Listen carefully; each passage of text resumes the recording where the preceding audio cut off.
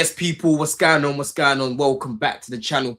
As always, make sure that you lot are smash up the likes. Make sure that you lot are subbing to the channel. Roll to 20k, people, man. And listen, right now in the UK, it's baking off. You know what I'm saying? You can see here, I've caught the sun, you know. I've actually caught the sun. I just came back from a little walk around Canary Wharf and that. It was nice. It was nice, man. What's the man them say before I go through the chat? What you man saying, man?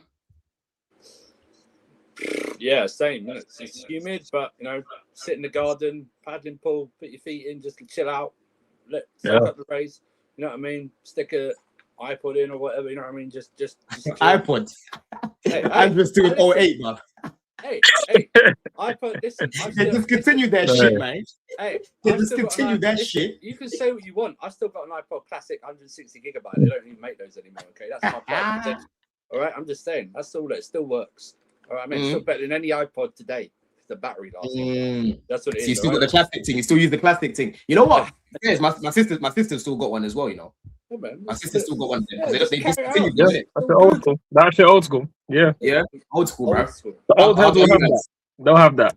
Me, but I've been chilling, bro. I mean, listen, I had a big weekend and that, so I appreciate being able to chill today. But bro, it's hot. Like it's the different kind of hot today. So I even had to, bro. I had to put the MacBook on just relax, bro, because it was hot, bro. Yeah. Stuff I'm on the phone right now, but otherwise we're here. Obviously, we're representing in that, ABA. It stands for the whole season. We know what it is. Saturday's a big day, but otherwise, let's discuss the mighty Chelsea, man. We gotta get to it. We gotta get to it, people, man. It's gonna be a good show because there's definitely a lot of things here to be talking about. But let's quickly go through the chat, see what everyone's saying here. Man, like Mario says, my dog. I'm about to go back like this, bro. So fuck, man. You've got AP Action Jacko. Yes, I'm seeing a few things floating about at the minute. AP, to be fair, but big up says big up done bigger. So fuck, man. Gerald says Enzo out. Hey, we'll talk about Enzo today as well, bro. I'm seeing a few links right now to like Gameres and whatnot. So I'll get the thoughts of Andrew and ads. Obviously, Robert should be on as well. I don't know if any of the other man then will jump in like Jimmy and that, because there's times I just don't reply in the group and then they'll come in. So the link's there in the group chat anyway. Everyone else is like busy. I think AJ's had a lot of things going on with work, couch, similar sort of thing. But that's life. That's life, people, man. You got Pierre here as well. It says salute, done everyone bigger so far. You got Sean says smash the lights to sell Nicholas Jackson and Omega. Yeah, now we'll definitely talk about them. Got some new people here as well. Manuel, I've never seen you in the chat, bro, but bigger so far. Says big up Don on the panel. Nehemiah says big up Don as well. Who else have you got here? You got RC. So I'll be at work, so I can't watch this. And if anyone says keep players like Gusto, Gittins, and Sanchez, etc., you're under the clown leg spell and have no standards like they do. Whoa, that's the whole point. That's why we're here today. That's why we're here today, man. And then Jerry as well. This guy says 19 points ahead of you, man. Hey, bro. Okay, that's fine. You've got Champions League, but make sure that you win it, bro.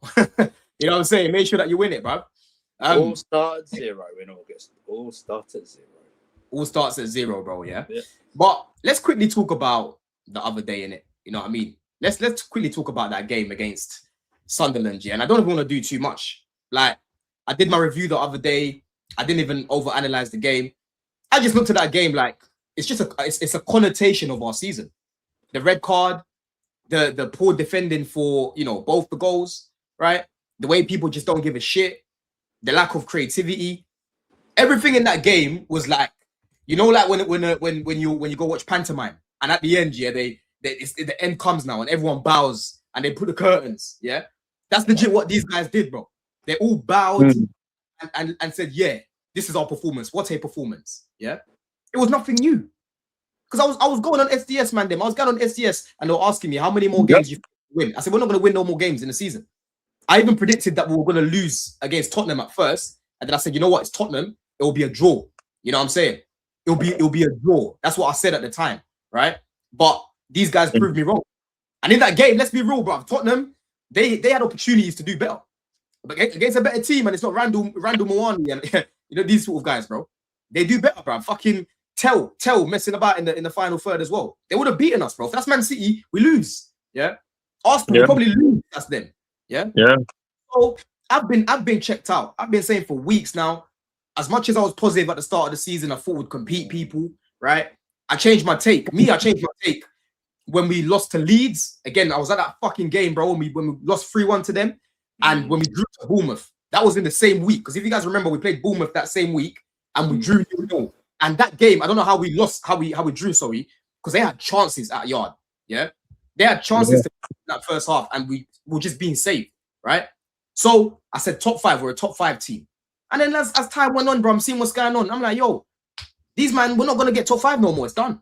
We need to go 6th now. We need to go get 6th. We need to hope Villa win the league. Sorry, win the Europa League so we can get 6th. Yeah. Then at that point, after that, I'm like, yo, now it's looking like a Europa thing. Get me the FA Cup, I'll accept the Europa. But I'll be real with you lot, man. Them like right now, as it is, I got the best outcome I wanted after everything that's happened. Because if it wasn't Champions League after losing the FA Cup, bro, as well, I didn't want no Europa League and I didn't want no Conference League. I don't look at the same anymore. And Conference League, broski, I never want to see Chelsea in there again. Let Brighton enjoy it. Let Bournemouth enjoy it. Let Sunderland enjoy Europe. Let those guys do it because they've never done it. With us, that's the trophy we've got, and it's in the car. It's air freshener in the car, bro. You just keep it there as air freshener, right? So, boy, many changes are needed. But again, I wasn't surprised with what I saw the other day because, man, like I said, I haven't predicted W's in time. I think the last W I predicted was away from the FA Cup.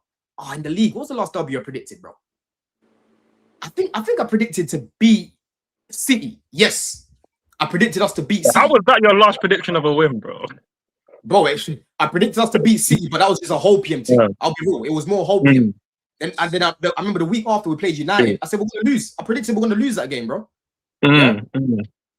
But Andrew, bro, first of all, let's talk. Actually, Ags, I know you've got to go a little bit soon. I'll come to you first, bro.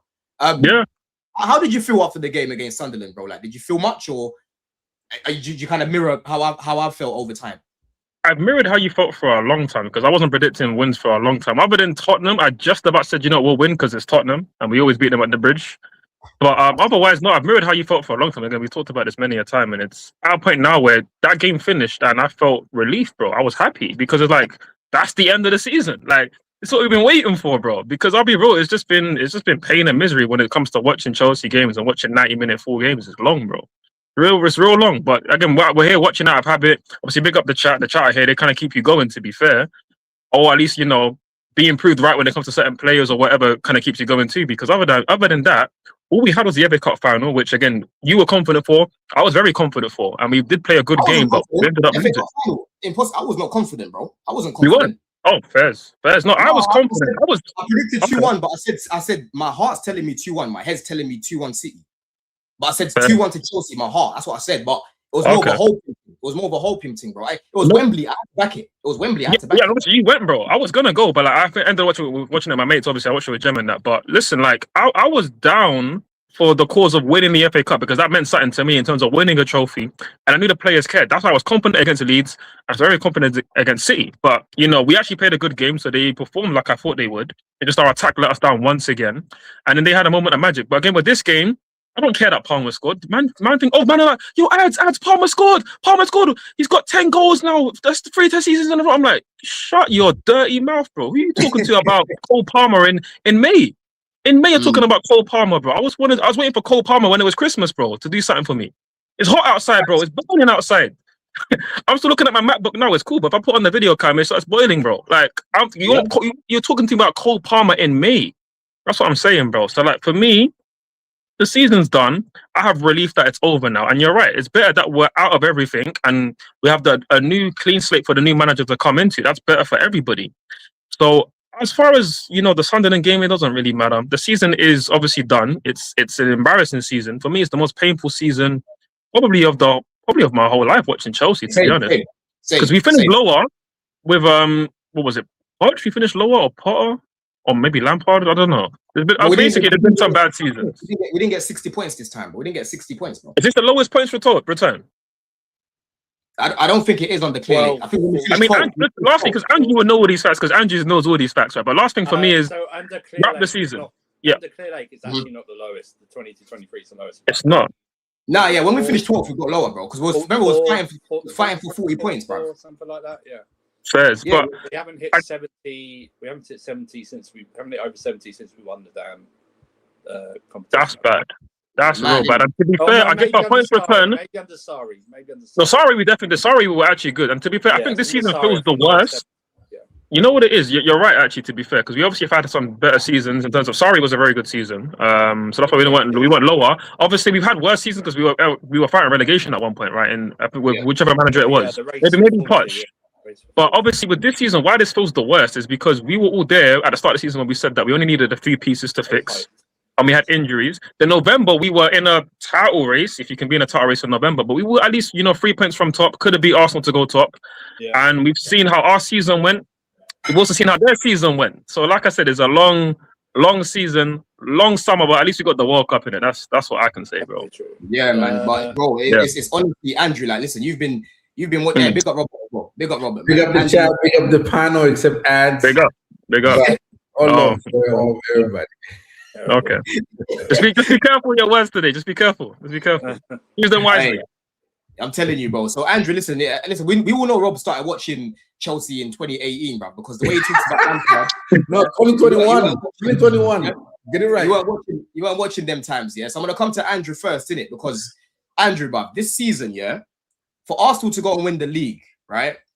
This season, after we've seen what we've seen from us, let's be real, bro. Going back to the summer, a lot of us were optimistic. It was on cloud 9 after the Club World Cup, which we should have taken a little step back, but a lot of us were gassed. I saw a figure the other day from The Athletic, right?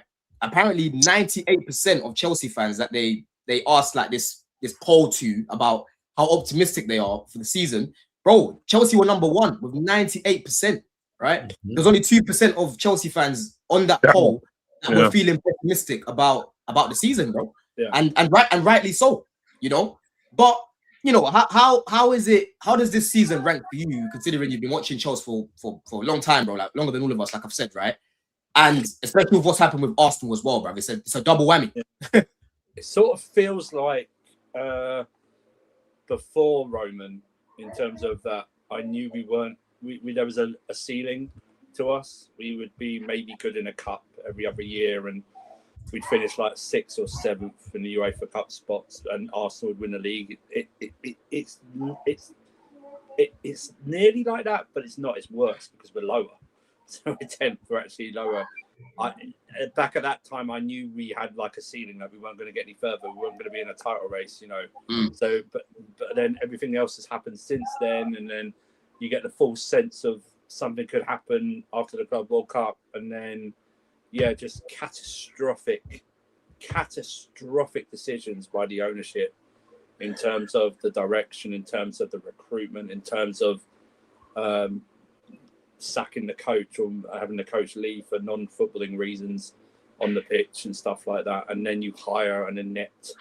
I don't even know what to call him. I don't know how he got his license, but especially when you had, like I keep saying, everyone thinks that the season was not over when Rossini was signed.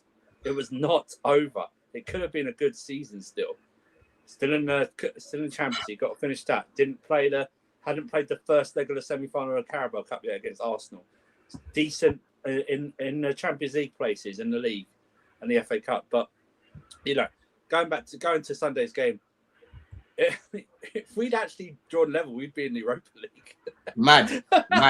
That's the mad thing, right? If we'd actually drawn, because I would take Europa League given what's at the end of it. Not the trophy's fine, but the actual passage through the Champions League, it might be easier, but it didn't happen. We didn't deserve it and stuff like that, or we didn't earn it. Sorry. And like you said, that game just encompassed everything about Chelsea this season, didn't it? Mm-hmm. Red card, poor defending, multiple missed chances. Everyone forgets that. Pedro and Palmer's missed chances in the first half, and something like that. That it just encompasses, and then just like I will get on to. I don't want to single any player out, so I'll single them out and do the thing later. But just boneheaded defensive mistakes, at the end. And it just encompassed it all out, And like I said, I didn't even watch the game. I was watching the Spurs match. I was just keeping track in all the groups I'm in. Do you know what I mean? See what people were saying. You know what I mean? Yeah. It was like, and it was like, oh, that's just typical. The way people were describing it, it was a typical Chelsea performance for like the past 3 months. No, 100%. Do you want to big up Doom for this as well? Big yourself up, bro. It says, how was Rossini inept? Maresca had less top-level experience when we hired him. Rossini had coached Strasbourg in the Conference League and League One. I tell you how he's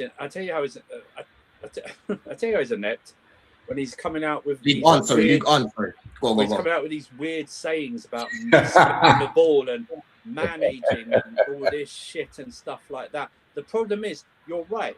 The problem is though, when Maresca, because they said when they were going for these young coaches, they want a coach that grows with the players. And Maresca was growing with the players. There was a bond there.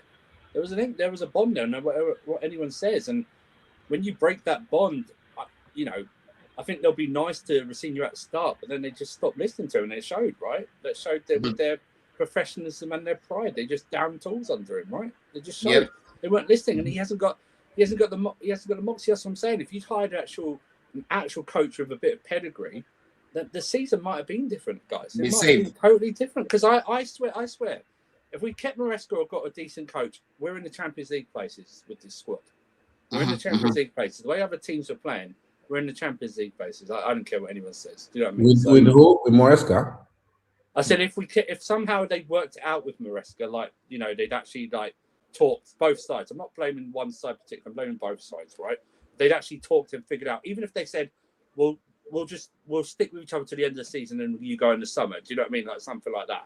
If they just said it like that and agreed to work with each other, got in the end, because then it would have been probably a bit more understandable for the players to the way at the World Cup. Some of them, you know what I mean, an easier bond to break. But yeah, it's just one of those. It's just one of those things, and hopefully, fingers crossed, they'll change, they'll make the changes. But it's a wait and see for me. Do you know what I mean? Yeah.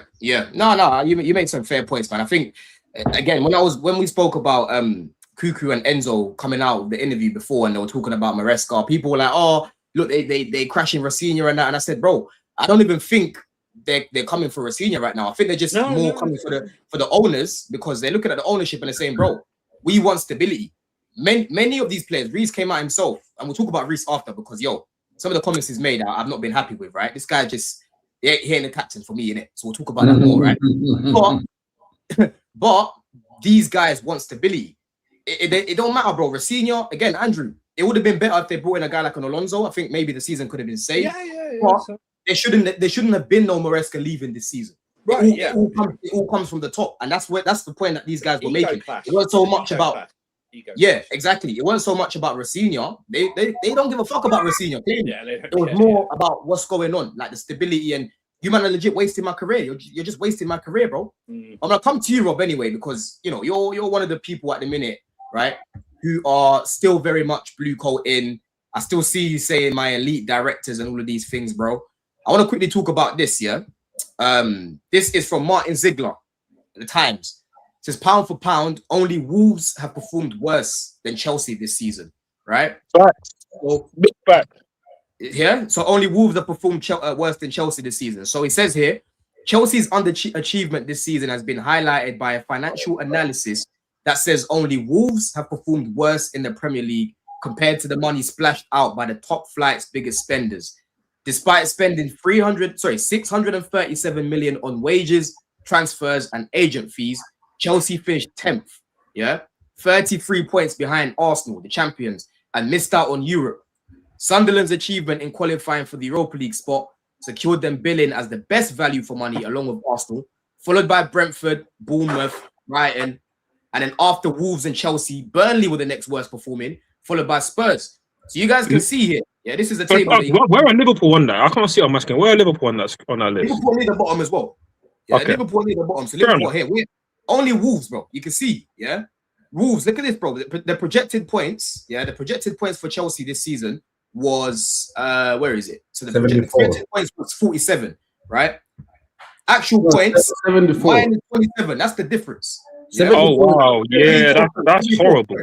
74. Sorry, Chelsea. The expected points for Chelsea was 74.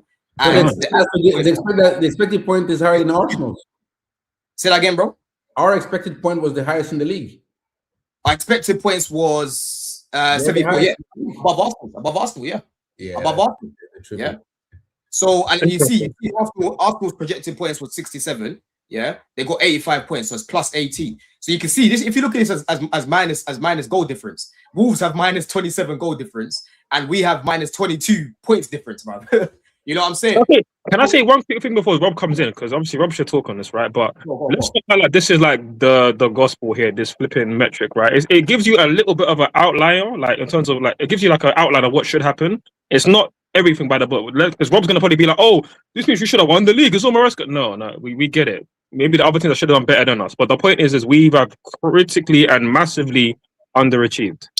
And don't deflect to Liverpool now. Over to you, Rob. Let's talk about Chels, bro. So, Rob, why is it at this point that you're still, really, parading these guys when clearly they've done a bad job? However you want to spin it, whatever context we want to give, bro, they've spent a lot of money and they've been here long enough, and there's nothing to show for their return, bro. There's no return. Yeah. Club World Cup was nice, cool. Conference League was nice, cool. But we should have never been in the Conference League in the first place, right? And then on top of that, this season, all we've got to show for this season really is Enzo performing again, João Pedro scoring 15 goals in a shit team. Let's be real, the team's shit as it is. We've got very good individuals. As a team, we are shit, right? And we are out of Europe. We are finishing 10th after finishing 4th last season, bro. What is it about these guys where you can't just call it as you see it, Rob, and say, yo, they've done a bad job and I don't trust these guys. You fully trust these guys, bro. Like you're seeing right here where we are as we are, yeah, and you still call these guys elite.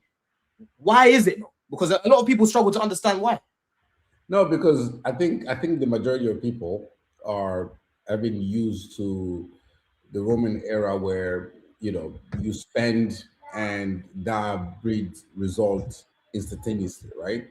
And it's a microwave fandom that we've become.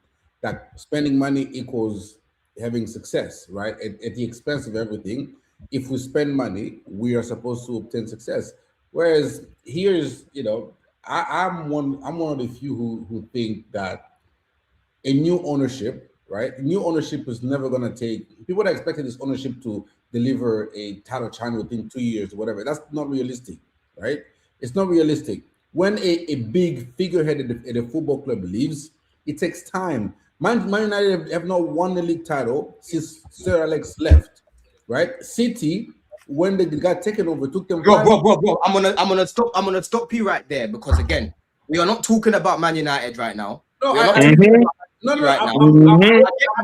Rob. Let me finish. Let me just come in a second, yeah. Because one thing about you, bro, we're gonna focus on Chelsea right now. Yeah, yes.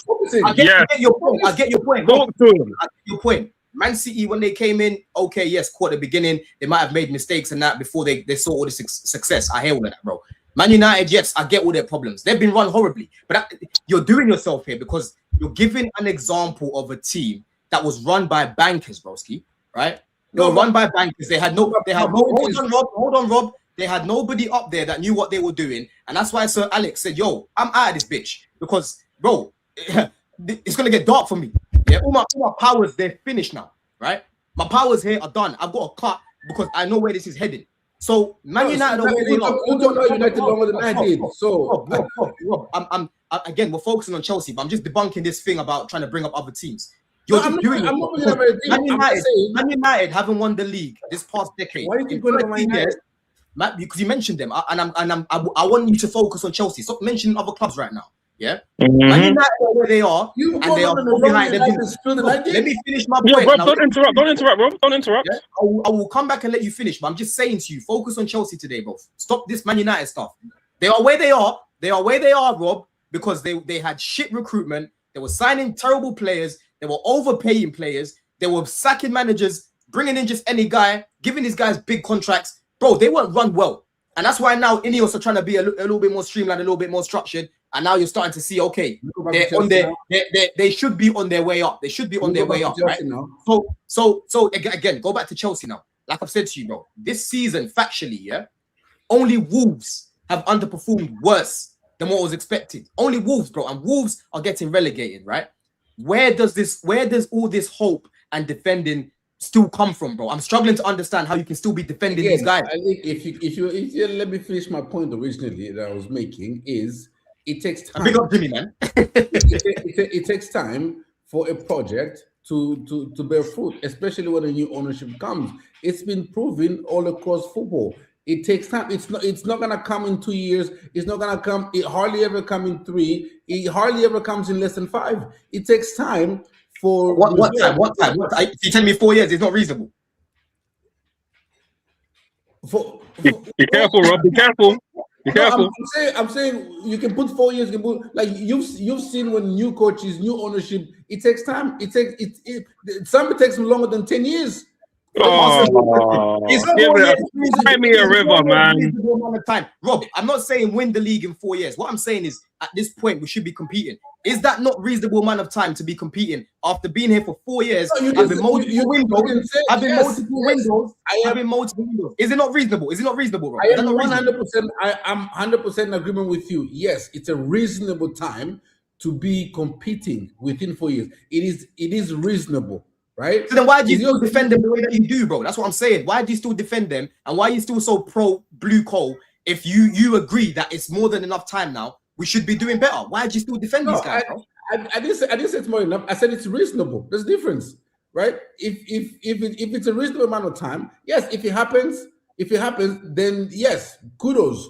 But it takes time. It takes time to be done. My main point is, I think most everybody at this club, everybody from top to bottom, drank a little too much of the Kool-Aid after the club World Cup. The ownership guy, No, the fuck they didn't. No, they didn't. Can I finish? The ownership head guy a little too big. The sporting director's head guy a little too big. Moresca's head guy a little too big. The players' head guy a little too big. The fans. No. Let me finish. You come in whenever you You're not gonna finish if you're waffling this much, bro. I'll be honest. There's not a day for it, bro. I'll be honest. Let him land his point. I want to hear what Jimmy's saying. Everybody involved in the club, the ego got a little too big for the guy. The players thought they're better than they were. Moresca thought he's bigger than he is. The sporting directors probably thought they're bigger than they were. The owner thought they've done a better job than they did. And the fans, thought. I can't. No. Let me finish. Let me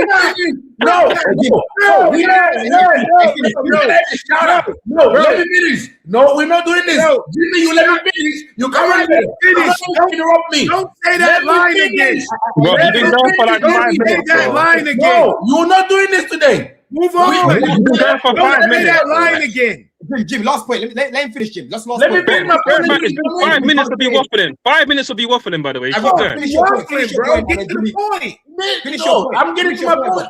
I'm getting to my point. Man's landing, bro. You're landing on Mars, bro. You can land the plane. What all this landing?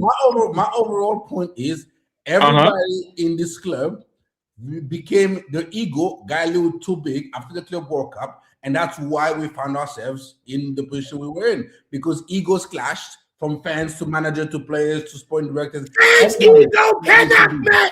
Shut the fuck. Yo, all right, Don, that's enough. What Rob just did was deflect from the real. How the fuck fans' ego gonna clash with players and owners? How my ego clash with a fucking owner? How? That is, Jesus. It had nothing to do. No, you shut the fuck up now. It had nothing to do with no ego. Let me name 4 fucking attackers that came to this team: Gittins, Esteval, Delap, Garnacho. How many goals they scored combined? How many? Combined, how many Premier League goals did we get from those 4 players? Do y'all know? Like 5. 5. This don't have nothing to do with no motherfucking egos. It has nothing to do with no Moresca. The board fucked up. They signed a bunch of crap. What you call over there, dross. Period. It's an elite recruitment. Elite recruitment. That's what he still says. He still says it now. Did you hear those players I just named? All of them were brought in to play important roles in the league. And combined, they are all attackers. Combined, They did not score 10 goals in this league. You can make whatever fucking excuse you want, but I watched the games. I watched the games. No manager failed those players. They failed. They just were not good enough. Esteval was young. He didn't play a lot of the Prim games early, but everybody else have no excuse. Getting stunk when he played. Garnacho stunk when he played. Delap stunk when he played. Not just the beginning, not the all year long. We managed to put together an attack that was worse than Havertz, Pulisic, Mount, and those guys. This attack is the worst. And I say this, and I want somebody to prove me different. Name me a year since you have been a Chelsea fan that our attack has been this bad. Okay? The year we finished 12th. The year we finished 12th, probably. No, it wasn't worse than this. It wasn't worse than this. It wasn't. This attack was horrible, bruv. This attack is motherfucking worse. You know the one thing that saves this attack? João Pedro. That's one player. But overall, this attack is fucking worse. It's worse. And it includes Cole fucking Palmer. And I'm including Enzo. All this idea about Enzo. No. Enzo this year was a fucking attacker. Don't tell me nothing. Enzo had some of the most shots. He scored goal. He was a fucking attacker this year. Okay? Our attack stunk. There's not a manager on this motherfucking planet that could have worked with this attack. You can say what you want. I can name the things that the manager got wrong. You can name the things that the manager got wrong. But nothing that the managers got wrong could have fixed this. And this is lack of ability to score goals. Not lack of chances, not lack of this, lack of ability to score. Like at least we know Esteval can score. Gittins can't score. I don't know if he can score. I already know Garnacho. We didn't see that brother enough. Yeah, like the thing is, Jim, you're spitting facts. I think that the attack, Jim, has been so. You know what it is, Jim? When I'm speaking to people, right? Again, I get it, people. We had I'll come to you, Andrew, as well. We had a very underwhelming summer. Actually, let me come to you, because I know you got to leave a bit sooner, but I'll come to you, Andrew. Yeah. We all know that we had an underwhelming summer, right? In terms of, we got Champions League football. You've got a manager who's just won you 2 trophies. The summer was expecting a lot more, right? Everyone's on the same page when it comes to that, right? Now, for me, not everybody. That nigga said we had elite recruiting. We're not letting that go. Stop putting Rob with us. He said we had elite recruitment. So yeah, exactly. Yeah. So people like Rob were saying we had elite. He got to own that, right? Now, my take in the summer ads, I keep reminding people, bro. The signings, I wasn't looking so much at the signings as why I would compete, right? In fact, not the summer signings. I was looking at the signings that were also coming back. For example, Santos, Asugo, right? Esteval. And then to add to what we brought in the summer, I said, bro, I think those guys will help. But my gamble on my prediction to finish third, I kept saying, bro, I think Palmer's going to turn up. I think Enzo's going to turn up. I think Cucurella's going to turn up. I think Caicedo will carry on from the season that he had, right? I said Maresca is going to be even better. That's what I'll say now, because he's got more experience.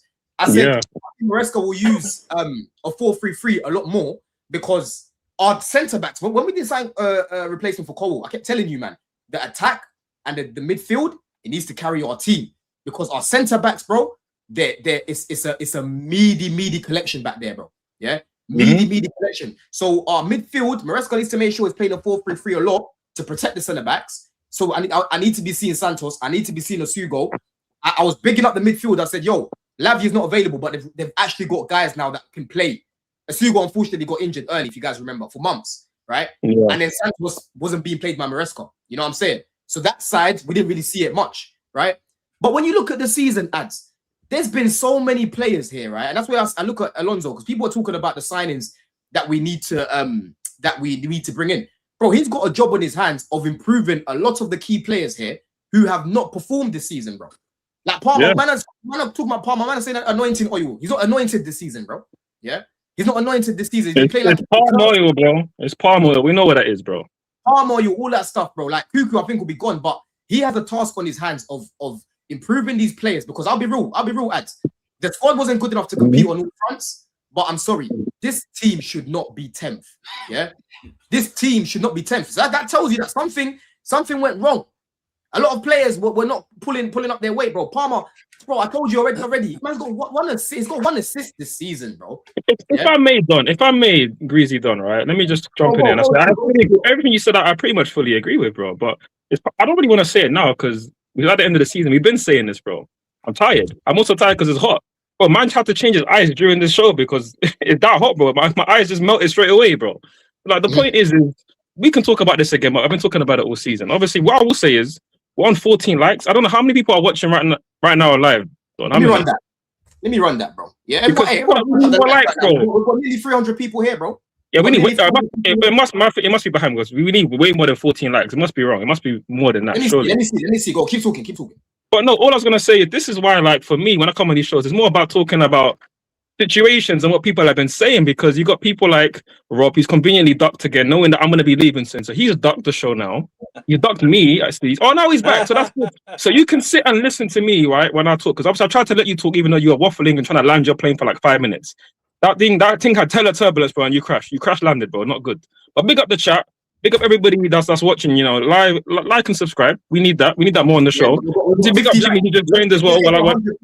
Let's get to 150 more quick ads because we've got 70 likes right now. Come on, okay. Nearly we still need more. We still need more. We still need more, bro. We still need more, but especially in the heat, bro. The people in the UK, especially, we're not used to this kind of heat, so we're doing our best trying to make this work, bro. But on a real, this is why I like to come on these shows and, you know, address certain things. That's why I'll go back and forth with Don about the lap and stuff, right? But on a real, this season's cooked. It's been cooked. It's well done. It's burnt, if anything. It's burnt, bro. It's burnt. Just like most of Rob's takes. Let's not forget Garnacho. You're gonna be our best winger this season, huh? What happened to that one, brother? Before I go, what happened to that one? Just talk about that one again, please. Remind me. Can you actually make a point? You just keep going on the real.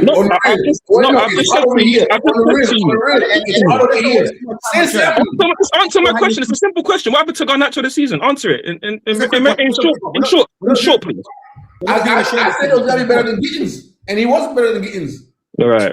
My God. This is going to be our best left winger this season. How is he going to be our best left winger this season if you got benched for Enzo at left wing and other man and Derry at left wing was benching him? He was our best left winger this season. So how was he getting benched at the crunch point of the season? How was he getting benched? Are you asking me a question? No, I'm asking you, was Garnacho a monumental flop? No, answer yes or no. Simply, don't interrupt me. I didn't interrupt you until you were like minute 5 in your waffle, right? Answer this very simply. Was Garnacho a monumental flop or not? And did ads and most people on the show not told he was going to be a monumental flop? No, he was not. Okay, that's fine. No, that's fine. You answered. I don't need to fight you on that. The chat can cook you alive for that. That's fine. Before I go, obviously, big up Jimmy. He joined obviously midway through the show. Big up Unc and that. But listen, what else is there to say other than we hope we never see like this season? Well, okay, you're interrupting me. That's just very disrespectful, bro. Relax, man. Calm down, bro. Calm down. Anyways, my point is we've seen a lot of crap this season, and hopefully it doesn't repeat next season because we got a proper manager. We got Alonso coming in. These directors will see what happens. Going back to my question, bro. Do you think Alonso will improve the players that we already have, bro? Will improve some of them. Oh boy, I hope he better improve Palmer because he should be able to, and also Palmer better improve himself. But there's still a lot to work with. Is what I'll say. There's still a decent enough core here, and with a couple signings, I'm not going to act like this is now a trash squad. I'm not going to act like Cole Palmer can't be good next season. He better be good, but I do expect him to be way better than this season. So we'll see what happens next season. To be honest, I'm relatively confident that we can fix this, but I need to just see who comes in because I don't trust these directors. But I trust Alonso. I still trust Caicedo, and I can go on and on about who I actually trust. I also trust, speak soon. But other than that, we'll see how the season ends, man. We'll see how next season starts, which really starts in the summer. I agree. I think that's the perfect segue to go into keep. So loan, keep. Yeah. If a good offer arrives, there's actually a few categories here as well, people. I didn't actually create this. I just found this online. But let me just quickly read the super chat and then we'll go through it. But listen, I'm out of bounce on that. But love, catch you man later. Andrew, Jimmy, my dogs, Rob, try better next time, bro. Come on. Try better. Yeah, we ain't spending too long talking about Shirley. That's low hanging fruit, bruv. You know what I mean? Shirley did what we knew Shirley would do. You know what I'm saying? And then JJ says, JJ says Palmer started feeling too big for the club, in my opinion. He needed that World Cup snub humbling. His attitude is making me start to dislike him. And the funny thing is, yeah, like Rob, the irony of you cooking Palmer this season and talking about, oh, we're better without Palmer. You are basically like, what's the word? You say that these guys are elite, but in the same breath, these guys did not bring competition for this guy, right? We could talk about Faku all day about Buonanotte again. Low hanging fruit. Jimmy, I don't want to get into Faku and Buonanotte and these sort of guys, yeah? That's low hanging fruit. But the point that I'm making, Rob, is that we got rid of that guy in the January, who Maresca didn't fuck with, right? And we didn't replace him. They couldn't get Xavi Simons over the line. These are some of the things that are on their rap sheet. This is why we say, when they're squad building, bro, it doesn't make sense how you can call these guys elite. Because Palmer, a big reason why Palmer's not been good hasn't just been about him thinking he's too good. It's the fact that there is no one to compete with that brother, bro. Okay, let me ask you a question. Okay, we talk about this guy being an elite player. Who's competition for Bruno Fernandes at United? They haven't got anyone. Who's competition for Olise at Bayern Munich?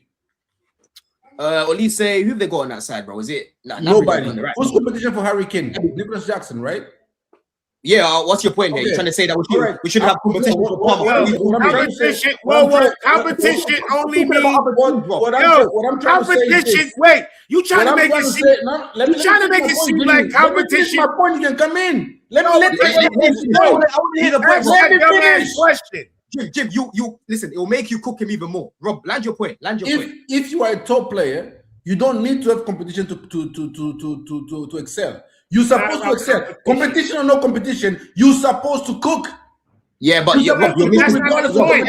That's not the point. The problem is Don used the wrong word. It's not competition. It's competent backup, not competition. You need a competition too, bro. It's competition. No, competition. Palmer is that dude. Let me paint the picture, Jim, before you answer, right? Let's say you're not going to find competition for top level players, bro. You can because end of the day, Palmer, as good as Palmer's been, right? You always need cover in every position. Whether you want to call it cover or whether you want to call it competition is semantics, right? It's not semantics. Okay, you're making a different point, Jim. I'm making a point about competition because end of the day, I want to see my players compete because it's going to keep people on their toes, right? Because, for example, right now, Palmer, let's say Palmer got injured, bro. Let's say we brought in Morgan Gibbs-White in the summer, yeah? You bring in Morgan Gibbs-White in the summer, and he was playing a lot when Palmer was injured. Let's say Morgan Gibbs-White didn't start the season with us. It was Palmer, and then Gibbs-White comes into the team. Gibbs-White is performing, and he's shelling it, right? Bro, Palmer knows the moment I come back into that team, even if Gibbs-White gets dropped, I need to be on it because I've got a guy right there who's been on it whilst I haven't been there, bro. And naturally, right, as a player, that makes you play better. Me, Hold on, Rob. Me, I've loved being in teams, yeah, where man's playing with other guys in my position who are good because I know when I'm playing, it's gonna make me play better because I'm like, yo, if I slack, I've got my man behind me. He's knocking on the door right now, right? Palmer hasn't had that. Palmer hasn't had that at Chelsea, bro. Because yes, we could talk about Maresca and João Felix and these sort of guys. I agree with you, Rob. Maresca should have been playing João Felix a lot more. Oh my God, João Felix is so ass. Okay, Jim, we're not going to get into it. But the point that I'm making is I don't think he was bad as what people are making him out to be. Yes, he is. He plays in Saudi Arabia, bro. I said, okay, bro. I said, move him on in the summer, but for now, use him whilst we have him there, right? Rob, we brought the competition for Palmer in the summer would have been fucking Xavi Simons, right? We didn't get that guy. Buonanotte is not real competition for Palmer, bro. Jimmy, sorry. He is not no real competition. He is not no real. Hold on, bro. He's not no real competition for Cole Palmer. That guy, for me, it's not the only reason, but I'm telling you, that has played a big part because he knows however he plays, he's gonna keep playing. Yeah. Don, Palmer finished what in Ballon d'Or last season? 8th in Ballon d'Or. Yeah, well, the Club World Cup helped. So he was essentially listed top 10 best player in Europe, right? You can't tell me that player needs competition in order to perform. The best of the players they perform regardless. If you think Palmer needs competition to remain to get on his toes, then he's not as good as people think he is.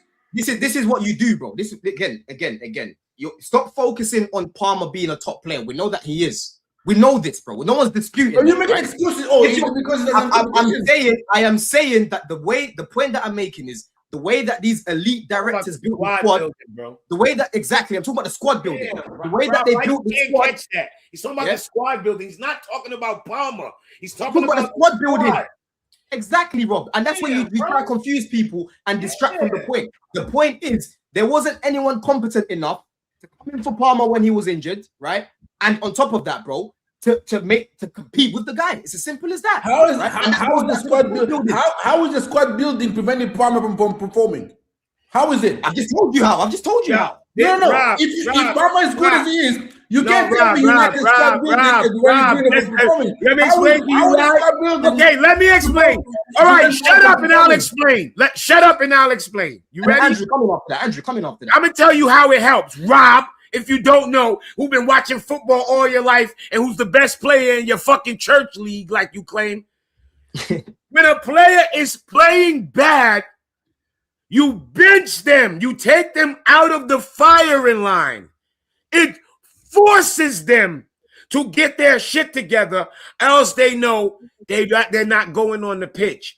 Not the best players. Not the best players. Not the best players. Let him finish, Rob. Up. Even the best players, when there's a competent backup and you're stinking up the place, you get benched. This year, I watched for the first time in my fucking life, Arteta bench Saka because he had Madueke, who he knew he's not as good as fucking Saka, but he's competent enough. That's what I said. It's not, I never said competition. Don said competition. I said that's why people are thrown off. It's not competition. It's competence. It's squad building. You don't build. All of a sudden, none of my work is competent. Yo, of course he's competent. He's a you're telling me Nani Madueke is not a squad player in the Prem? Go through this anyway. We'll go through one by one. Andrew, I'll come to you for Sanchez. What are you saying for Sanchez, bro? Oh God. I'd sell him. You sell him? I'd sell him. I'm still not convinced with him overall. I think I don't know it's pretty hard to predict what Alonso would like and not like, because I don't think people really watched a lot of his games, only his highlights of Alonso at Leverkusen and Real Madrid. I don't know. It's short passing. Yes, I'm not going to go low. For me, sell him. Other people might think. To be fair, Alonso hasn't had a really good short passing keeper. Whether Leverkusen or Real Madrid, both of his keepers are not good with the ball. I just think he's like if you can just, I'd be fine with him if you just told him to hoof it long no matter what through like the entire game, like we have been seeing like the end of the season. But we've seen it when he has time on the ball. He's very lackadaisical. Like how many times has he's nearly caught like like it's nearly a block down shot or he gives it away or something. I'm just not comfortable with him, Don. I know he's like a good shot stopper and stuff like that, but he doesn't fill me with ultimate confidence. Now, to be fair, he's not had a rock solid defense in front of him. Do you know what I mean? So I'll give him that, but I'm just not there. I've never been I've never been his biggest fan. I've not really criticised him this half of the season because I don't think he's rarely made a mistake this second half of the season. I can't there's probably a couple, but there's not a glaring one where I go, he cost us the game. You know what I mean? Or something like that. So. Yeah. How about you, Rob? I know how you feel about Sanchez, bro. No, I'd keep Sanchez just because I don't think we'll be in the market for goalkeeper. And I don't think Penders is ready. So I'd keep If Sanchez. we got Mike Magnon in, would you keep him? If we get Mike Magnon in, I'd keep him as a second. He wouldn't stay. He wouldn't stay as backup. Sanchez wouldn't stay as backup, right? I think he would. I think of Mike Magnon, he would. If you bring Jorgensen and you want him to be backup to Jorgensen, that's different. But over somebody with the stature of Magnon, I think he would be a backup for Mike Magnon. Then I would sell Jorgensen and I would keep Penders on loan. But I don't think we're gonna be in for a goalkeeper this season. That is why I would keep Sanchez. I think he's still a solid goalkeeper. He has chemistry. If you improve the defense, I think he automatically improves as well because he was in Golden Gloves conversations early in the season until the defense capitulated, and we were leaking goals left, right, and center. So I'd keep him and maybe have Penders as a backup with Jorgensen maybe sold out on loan. It's the thing though, Andrew. Who do you even sell him for, bro? That's what I'm saying, bro. Listen. The goalkeeper market's not great, man. This is the problem. I always tell people I'm more than happy to move him on. Long term, I don't want him here, bro. But I don't understand what you're saying. My only thing would be if Mike Maignan came in. That's the only thing. I'm fine if he stays. If Mike Maignan doesn't come in, I'm totally with you. But like I said, we only think the goalkeeper market is not that good because we don't really do a lot. That's what I mean. We might see players come in that Xavi Alonso knows that suits him, and we go, who? Do you know what I mean? Like that. So I don't know at the top of my head. Like people say, Cobble. I've watched Cobble at Dortmund. I don't want Cobble. He's a big goalkeeper. I don't want him. I agree with you. I mean, so don't bring me Cobble. But like I said, I'm fine for him staying if like you can sort the defense out and we don't get someone like Mike Maignan in. And someone might say Diego Costa at Porto, but I think he's suspect on crosses. And he's not tall either, man. He's what? He's 6 foot. He's very short. He's short as well. He's a short goalkeeper. Do you know what I mean? Yeah. Big up Fred for this, man. We need to bring in some tall players as well, Don, this summer. Do you know what I mean? 100%, bro. 100%. Fred says, look at Lahrmans and nobody out of Belgium, Don. There's goalkeepers out there, bro. But the thing is, Andrew, man need to remember where we are at this stage, bro. Man are going to see a random guy come and they'll be like, who the fuck's this guy?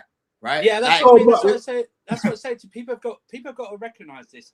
That we've got when people say, "Oh, none players will sign for us," what they mean is no name big players. That's what they think. Yeah, we've got to get out of our mind that there might be gems out there that our scouting should do better to pick up. Like no one saw Lahrmans come in and do well. He's part of the reason. But it's the thing, though, Andrew. I think people are over. I think Lahrmans is an upgrade on Onana. That is like how diabolical Onana was. Lahrmans is definitely an upgrade because he just doesn't make as many mistakes, right? Yeah. You ask Lahrmans to play the football that we ask our goalkeepers to play out from the back and all that. He's not. They need letting the goal. Like is he? Was it that's why he's not. Wait next season when he actually time to be like Champions League. We'll have to wait and see about that. That's where Alonso's got the title of manager and not head coach from. So then he's got an input over all areas of the pitch, right? And what you think, right, and assume he'd go, well, this guy suits me. This guy suits me. I want a profile like this guy. If you can't get this guy, get me a. You know, I hope for every position that he wants to fill, he's got five names on there. Do you know what I mean? So the thing about Lahrmans, bro. Lahrmans been a very good signing. Like he's actually helped stabilize the defense. I'm just saying at this stage, after what's happened with Sanchez, bro, 95% of this fan base, in fact, 98% will not have it if they just go and buy a random guy we've never heard of from fucking Belgium. They'll just crash it and say, yo, who the fuck is this guy? Why couldn't you go get Maignan? Why couldn't you get a name? That's what people want now. Then we can go, and I know he made a mistake against us on Sunday, but I thought overall route for Sunderland has been very good this season. The Sunderland goalkeeper overall has been very good this season. But look at that mistake that he made. Look at that mistake he made for Palmer. I'm saying that they all make mistakes. They all make mistakes. Yeah, they all make mistakes. It's if they continue to make like loads of mistakes during the season. Do you know what I mean? What I'm saying is he's one of the main reasons that Sunderland are where they are. What I'm saying, it might change next season because like people figure it out and stuff. Like I remember Vicario had sort of a good start, but then people figured him out. He was weak on crosses. And Now, let's move on anyway. Let's move on anyway, man. Because we've got like 85 players to go through. Do you know what I mean? Yeah, I think we're all open to moving Sanchez on. Yeah, if we can find an adequate replacement. Rob, I'll come to you for Cucu. Let's try and make these quite quick because there's a lot of players here, bro. Cucu, what are you saying for Cucu, man? I keep. You keep him. Why would you keep him, bro? I'm keeping him because I think this is exactly what we cry now for in the Palmer competition, right? To have a decent, a competent backup. If you have Cucu with Hato behind him, that's solid. If you have Hato comes in and Cucu is on the bench, that's what we say we want all throughout the squad. And then I don't. Then I get confused when people say, "Yeah, we have Hato now to sell Cucu." It makes no sense. Cucu Hato is exactly what you want in every single position in this team. But then the first thing like the moment Hato shows glimpses, we're like, "Oh yeah, you can get rid of Cucu, no problem." That part I don't get. That's how I would keep Cucurella for me. If Hato starts, happy days. If Hato drops form, Cucurella comes in, happy days. That's what you need. That's what you want. I'll keep Cucu for that reason. Plus, it's experience in the squad. He's a winner. He's won, the Euros. He knows the Premier League and all that. He doesn't need time to adapt. Maybe to adapt to Alonso's tactics. But anybody else you're gonna bring overall, people are gonna say Lewis Hall and stuff like that. But yeah, I'd keep Cucurella, man. I'll keep Cucurella. Yeah, Cucu. Let me come to you, AJ. What you say, man? Matting. Yes, sir. What's the word, man? Bro, you missed the mad thing with Jimmy, bro. You missed the mad thing with Jimmy. Don't you, AJ, bring up Buenos Noches? Don't you bring Buenos Noches to this? Buenos Noches? Good night? Don't bring up good night?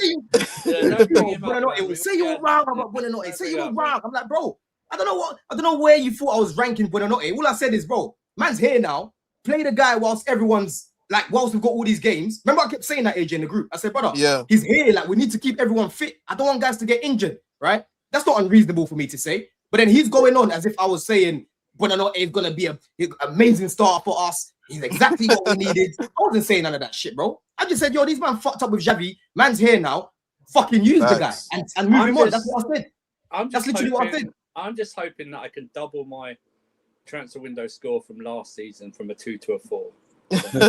Oh, Jimmy's got this weird narrative about me about I can never admit when I'm wrong, which is just bullshit. So I literally said one of the first things I said when we started the show was I was wrong about the season. I was wrong about a lot of players. I was wrong about the rest. I was wrong about Farmer. So it doesn't make sense, bro. But anyway, AJ, Cucu. We'll go to Cucu, bro. What you say, man? Keep, sell. What's the question? What would I want to do? Keep. Yeah, would you want to sell him? Would you want to keep him? Listen, I would want to keep Cucu. But I don't think it makes sense to keep Cucu if we're gonna go wing back and he wants to leave. You understand? Like, I don't know if he wants to leave. That's what I heard. But to build a team, we need somebody like Cucu. So I would just put him in keep. Agreed. Keep, yeah. Cool.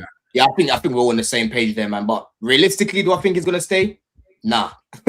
Yeah, I don't think he's gonna stay, bro. Andrew, do you think he'll move on this summer? Oh, it's like I keep reading all this that, I don't even know if Xavi Alonso's even spoken to these players. Do you know what I mean? It's like one of those. It's like maybe it's like, give me one season. Do you know what I mean? Give me this season, see where we end up. You know what I mean? And then my blessing, you can go next summer. Do you know what I mean? I think Cucu's realistically the easy one that's going to leave because he's only got 2 years left in his contract. You know what I mean? Mm-hmm. So I think that's the easier one. Like I keep saying to you, Don, I don't mind people leaving. It's who you're bringing to replace them. Do you know what I mean? That's the 100%, bro. That's what I mean, bro. Like, I don't think we should be getting rid of guys like Cucu, man. You need to be building with leadership, man. You got a coach coming in. No matter what you think about him, no matter what the pedigree has in CV, people are going to listen to him. But Cucu's and you know what? For us against other teams, he's an irritated, nasty bastard. Yeah. We need that. We need more of that. Do you know what I mean? Yeah. We need more of that to get. You know what? We need to get other people to have bad discipline against us instead of the other way around. Exactly. That's what we need. Facts. Let's move on to the next person anyway. Andrew, I'll let you answer this one first. Enzo Fernandez. We're getting all the big ones first, bro. Okay, so I'm not going to say what I think will happen in the summer. I would just keep him. Same with Cucurella. We need people like him in the squad. His stats back him up. In last 2 seasons, over 20 GNA, and especially this season, they're a struggling team. But he has to do better. Even with the stats that he had, he still has to do better. And I just for the importance of the leadership of the squad and experienced players, it's very good. It's going to be very hard if he does go to replace him. Do you know what I mean? It's going to be very hard to replace him. 100%, man. How about you, Rob? What's your take on this Enzo situation, bro? Well, 100% keep. Not selling Enzo Fernandez at any cost. So I'll keep him. I think he's one of the best at what he does. And I think under Xabi Alonso, I think he's gonna go even levels above where he's at right now. And these are players that if we've all said it, if they're playing for Real Madrid or Barca or Bayern Munich or PSG, we'll be like, those are the type of players that we need for Chelsea. Now he's playing for Chelsea. We're like, yeah, well, get rid of him, bring Tonali in. Get rid of him, bring me Nico Gonzalez. Yeah, that's just nonsense. So I'd 100% keep Enzo Fernandez, pay him whatever he's asking for, and yeah, let him shine under Xabi Alonso. Man. Do you think he stays though, Rob? I do think he stays. Yes, I don't think I do think all of this is just contract negotiation. I think at the end of the day, he signs a new contract and stays at Chelsea. I've got this right. If I'm seeing, and remember it's only reports. If I'm seeing Nottingham Forest say they're going to use the Caicedo valuation with Elliot Anderson, then I'm using that for Enzo Fernandez because I'll just back him with the last 2 seasons of stats, and he's got a 6-year contract, and the going market. I'm not taking an 85 million. Yeah, people think, I'll take 80 million for Enzo and go buy Tchouaméni or Tonali. Bring me more than bring me. If you're going to pay 115 for Elliot Anderson, then bring me 115 for Enzo Fernandez. In this market. Liverpool paid 150, 125 for Verts. Exactly. He's done half of what Enzo's. Exactly. Yep. 100%, bro. 100%. How about you, AJ, man? You think he stays? I don't know. It's a tough one. Obviously, I think the main thing is somebody has to pay whatever Chelsea value him at. I see this thing as, his book value is 70 mil or something like that, but that's fine on Chelsea's books, but that doesn't mean that they value him at that, especially if what does he have, like 5 years left on his 6 contract? years. 6 years. It's kind of crazy. Like, yeah, if you understand business, then the only way it's happening is one, Enzo wants to leave, and 2, somebody is willing to pay the amount that Chelsea says. That's the only way it's gonna happen. So, now back to back 20 GNA seasons, AJ. If I'm Enzo Fernandez, though, yeah, which is the real conversation, do I want to stay at Chelsea at this moment? The only thing we have going for us right now is Xabi Alonso. That's the only thing that we have going on for us.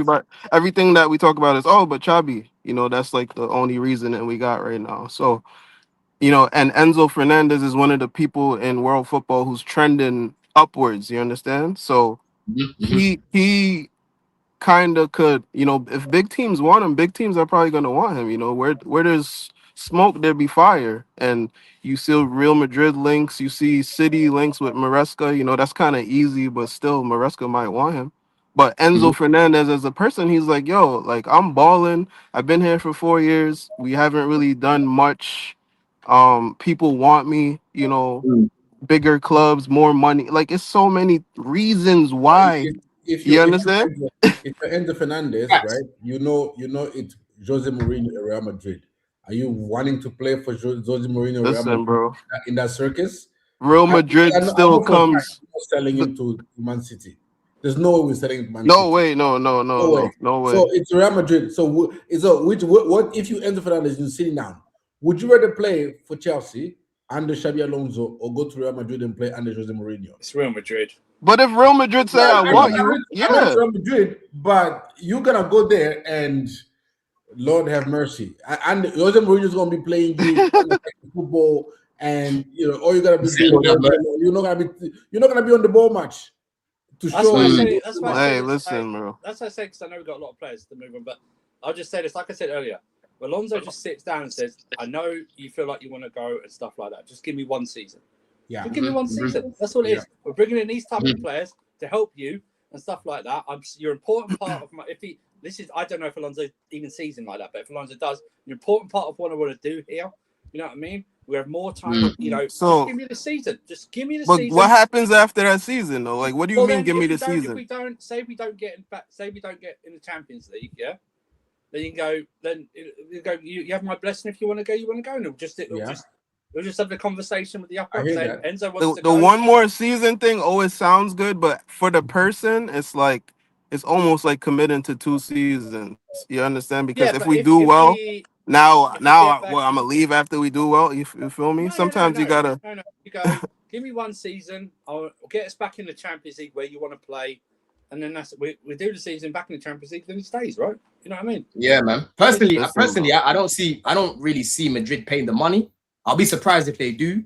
And with Man They don't City, pay- I can only see them really going for him if they don't get Anderson. That's when I can really see it. We are not right? selling to Moresca. We Now are we not can't sell in selling to England, bro. Moresca. There's no way we could sell this player There's to no somebody way. in England. It doesn't make sense. Man City. It wouldn't make sense. We Yeah, would but be. these guys are unpredictable. These guys are fucking unpredictable, bro. That's the problem. You know what I mean, AJ? They're fools. They'll probably think, oh yeah, we know the fucking, we know the bookkeeper at Man City. We know the bookkeeper. So let's just give it. Let's do a little favor for him. Let's sell Enzo, one of our best players, to them guys. He goes there, bro, and you've got him in the team with Cherky and Doku and that facilitating for Haaland. He ain't got to think of rubbish guys up top. Come on, bro. That's gonna be different. That's gonna be different levels over there. Right, so Enzo, we have to keep this guy.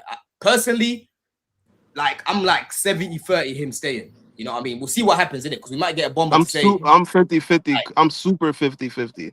Especially if he yeah, plays well at the World Cup. I'm 50-50. If he plays well at the World Cup, but his stock's gonna go up even more, AJ. His stock's gonna go up even more. Yeah, but the willingness to pay that money, the willingness to pay that money might go up as well too. True. That's true. So listen, yo, but I got to cut, yo. I'ma holler at y'all. Big up. Love AJ, love man, love. John says rubbish guys like up top, like who done, bro? Like fucking Shirley for one. You know what I'm saying? He's got zero relationship with that. Our right hand side, fucking Neto, bro. Like, you know what I mean? It's a bit mad. It's a bit mad up there, bro. Palmer's been shit too. But yeah, let's go on to the next person. Actually, before we do that, what are you lot saying about the potential replacements? I saw there's links with like Bruno Guimaraes and Tonali links as well, and that came from Simon Phillips. We might say about that. I'm more interested in Bruno G and Tonali.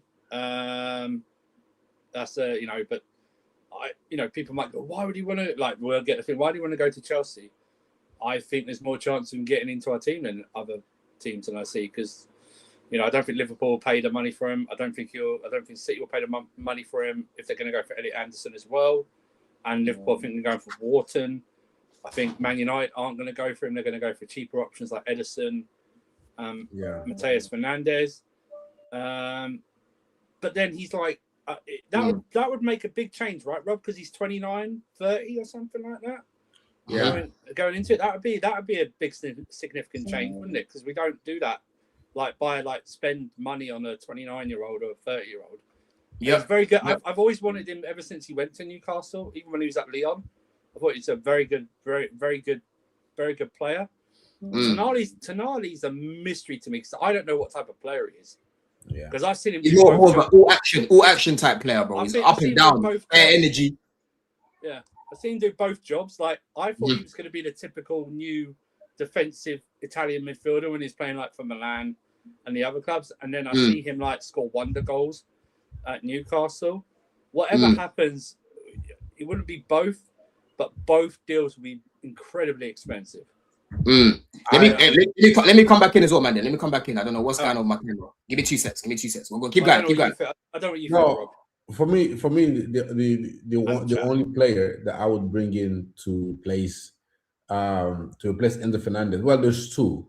One would be I don't think he would join us, but I would throw the kitchen sink at Bernardo Silva if he would be willing to join you guys. He said he doesn't want to go back to Portugal. Yes, that's the thing. And Granit Xhaka would be the other replacement for me that I would go and get because I think he's looking. And I don't think this will happen anyway. But do you think Bruno G is almost can do a Granit Xhaka job, but he's also got he's got a lovely pass and a through ball as well. Do you know what I mean? You see the Granit Xhaka. I think it's not just the ability to pass. Granit Xhaka knows what I enjoy watching about the players like Granit Xhaka or Bernardo Silva are players that are expert in exploiting space, which Enzo is also good at. That like they know to position themselves, which area, which spaces to occupy, and then make the adequate pass. That's what I love watching about Granit Xhaka. Like he knows exactly. He doesn't panic on the ball. He doesn't.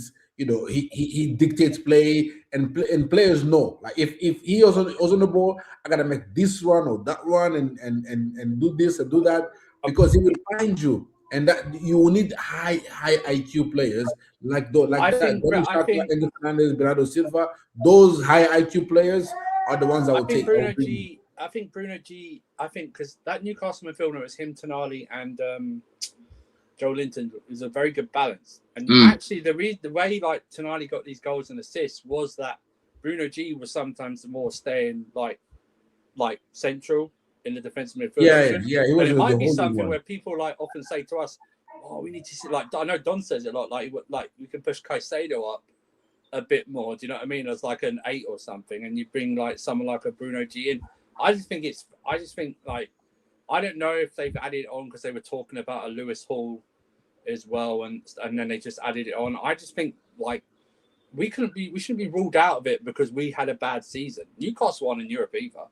Do you know what I mean? And like they need to sell as well, like we do. Do you know what I mean? But I don't think we can be ruled out because if you look at the other clubs, I don't know how many of them would step up and pay for him. Do you know what I mean? Because they've got other plans.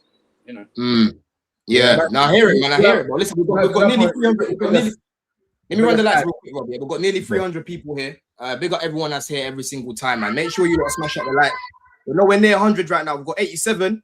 So let's get to 150 real quick, people, man. And just a quick expected likes are moving like Chelsea. You're moving like Chels right now. But Deco's landed in London apparently. He says we're working on it. We're going to bring in some players. For the moment, we can't say anything about João Pedro. We're interested in several players. We haven't even spoken to the clubs yet. And I'm seeing a lot of people, panicking about João Pedro and that. But let me even go straight to him because I think it's incorporated in the conversation, right? Do I need to really go through the whole panel if we're gonna keep this? No, just keep it. Yeah, it needs to be kept here, right here, bro. Let me even put him at the beginning. Right there. Let me even put him at the beginning, right there. Bro. I'll do this by order. I'll do this by order. Yeah. I'll do this by order, innit? You know what I'm saying? But yeah, it's self-explanatory, bro. We need to keep João Pedro, man. We need better players around him. I don't think he'll leave to go Barca already. Right, it's been here for 2 seconds, and if Barca want him, they're gonna have to pay up. I'm pretty sure his contract's till what 2033. You know what I'm saying, bro? So he's another one that got 6 years. We signed him on a 7-year contract just last summer, so he got 6 years left. He literally signed last summer, bro. So in this market right now, where there's not that many top strikers, right, broski? If these guys even dare to sell João Pedro, then it's going to be long for us next season. I mean, because you can replace him with. This is the thing. If they want to swap with Yamal, I'll hear it. I'll give him João Pedro if you give me Yamal, innit? Boy, I'm telling you, bro. João Pedro, player of the season. Again, contracts till June 2033. It's an 8-year contract. Bro, Barca. We got 7. Bro, Barca. Yeah, it's got 7 years left now. It's got 7 years left. So I don't know. I think this is just a smoke screen to try and get the Alvarez. Yeah. Maybe. I mean, they can want João Pedro, but are they going to pay? No. I don't think they will. How are they going to pay? Exactly, bro. So Don, let's do. Are you going in order, or do you just want to? We're going straight to Shirley right now. Let's just list the players that we're gonna keep on here that we all agree, right? Okay. Okay. Cole Palmer, right? Let's do that. Esteval. Yeah, that's a lot quicker actually. Reece James, Esteval, Hato. Where's Hato? Hato next to Jorgensen. Jorgensen, yeah, there we go. I'll sort out the order after people. I think Lavia was saying keep. We're saying keep Lavia. I sell. We'll go back to that one. No, keep if a good offer arrives, sell. We'll go back to that one. Asugo, I think we should keep him. I think. Do you man agree? Asugo, we have to keep, bro. I love Asugo. Cole, obviously. Yeah, up here. Caicedo, obviously. Caicedo, keep, yeah. Who else is there, bro? That's here. I'm gonna put some loans in it. If you man disagree with the loans, I'll go through it here. Caicedo up here. Loans. I think Sarr probably has to go on loan. Yeah. Tyreek will probably get sold now, innit? Yeah. Tyreek will probably get sold. Yeah. Gil, I think will probably get sold. I don't really see a future for him here. Chalobah, I would sell that. I would sell that guy, bro. We'll go back to him as well. Sell Trev. Yeah. Badiashile, sell. Sell, yes. If you might disagree, just let me know. Toss in, sell. Toss in, sell. Yeah. Paez, I would loan. Yeah. Or maybe we'll see what happens. He didn't make the Ecuador squad, you know, for the World Cup. He didn't make it. Yeah, well, his career's not been good at the minute, bro. He hasn't played much. He hasn't played much. I'm putting Jorgensen here. Some of these guys, I'll just quickly go through it. I'll quickly go through it. Who else have we got left here? Anselmino, innit? Anselmino loan.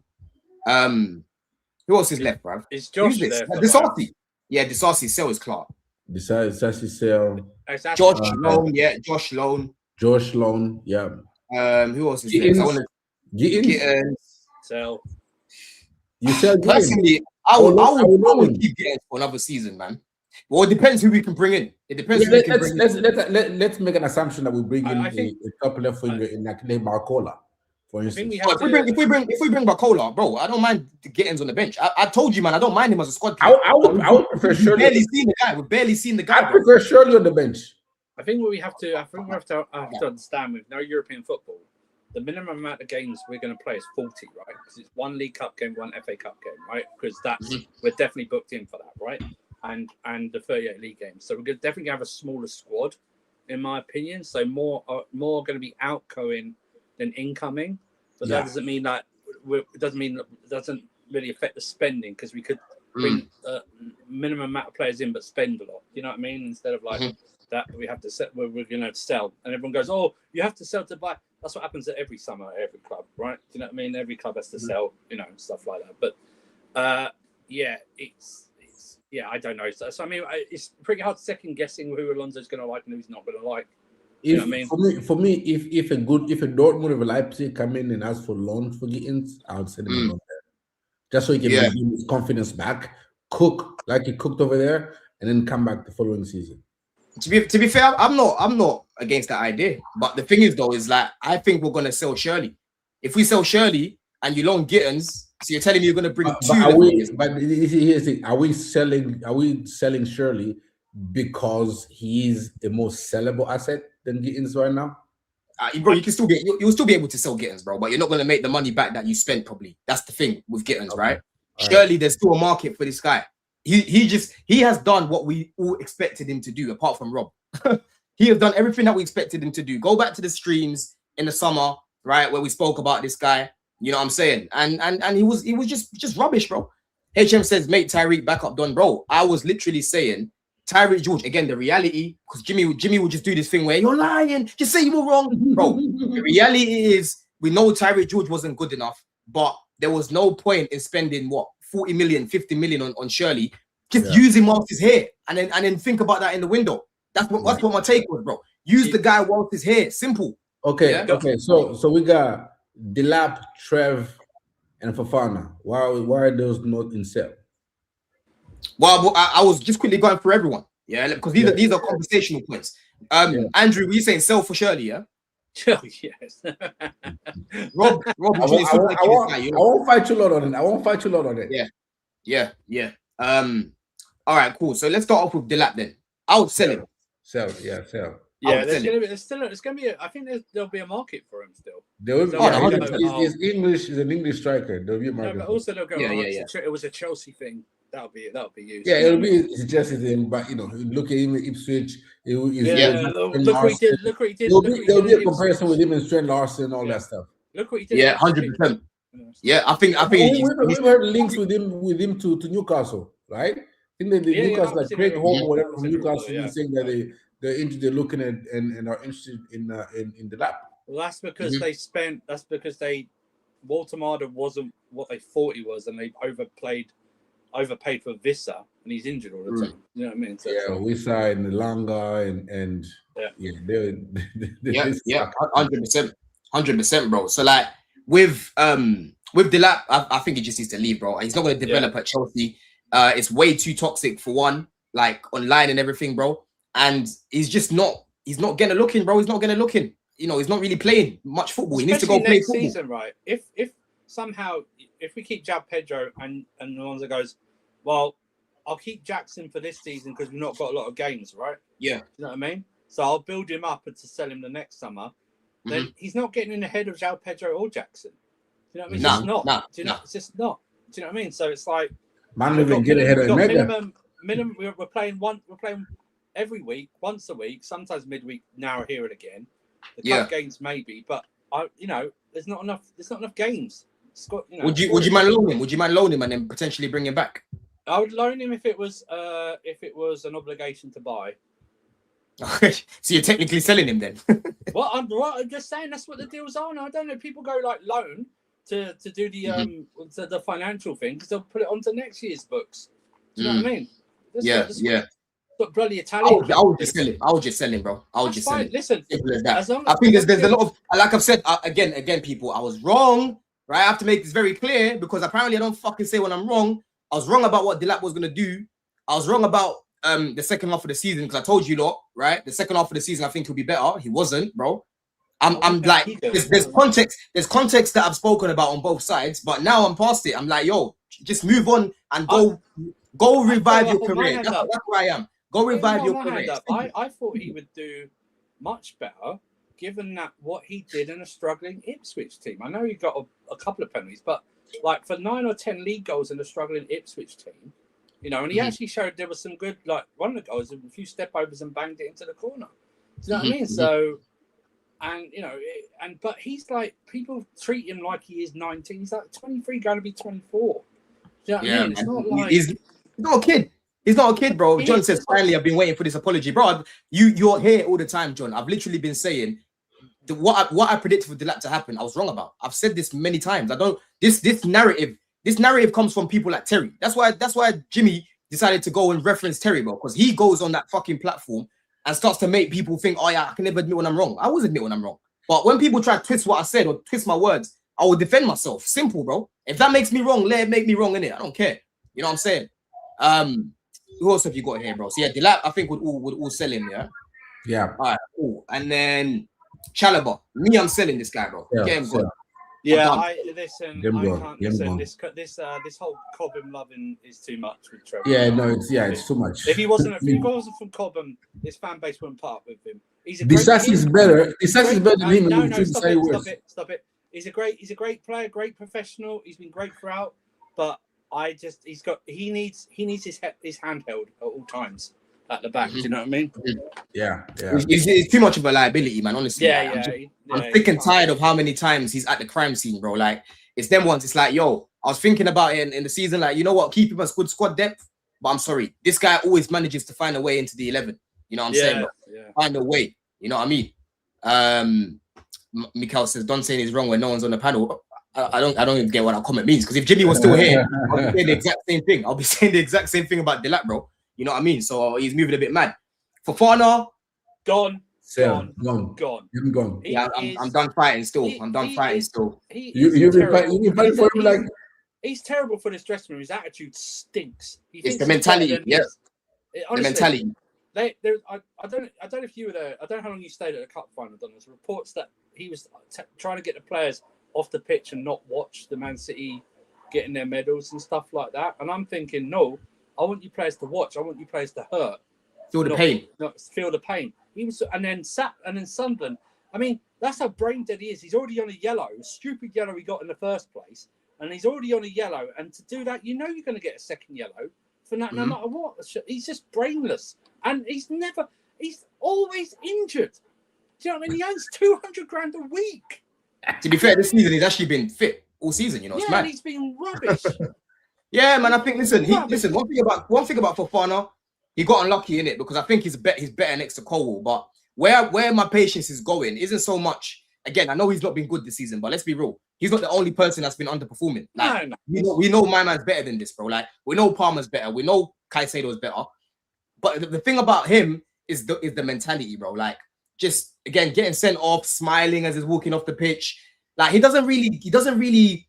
I feel like with him, you need to play him next to like a Thiago Silva for him to listen, or next to Colwell, yeah, who he knows is his boy. No, I right? think that, his mentality is put me off.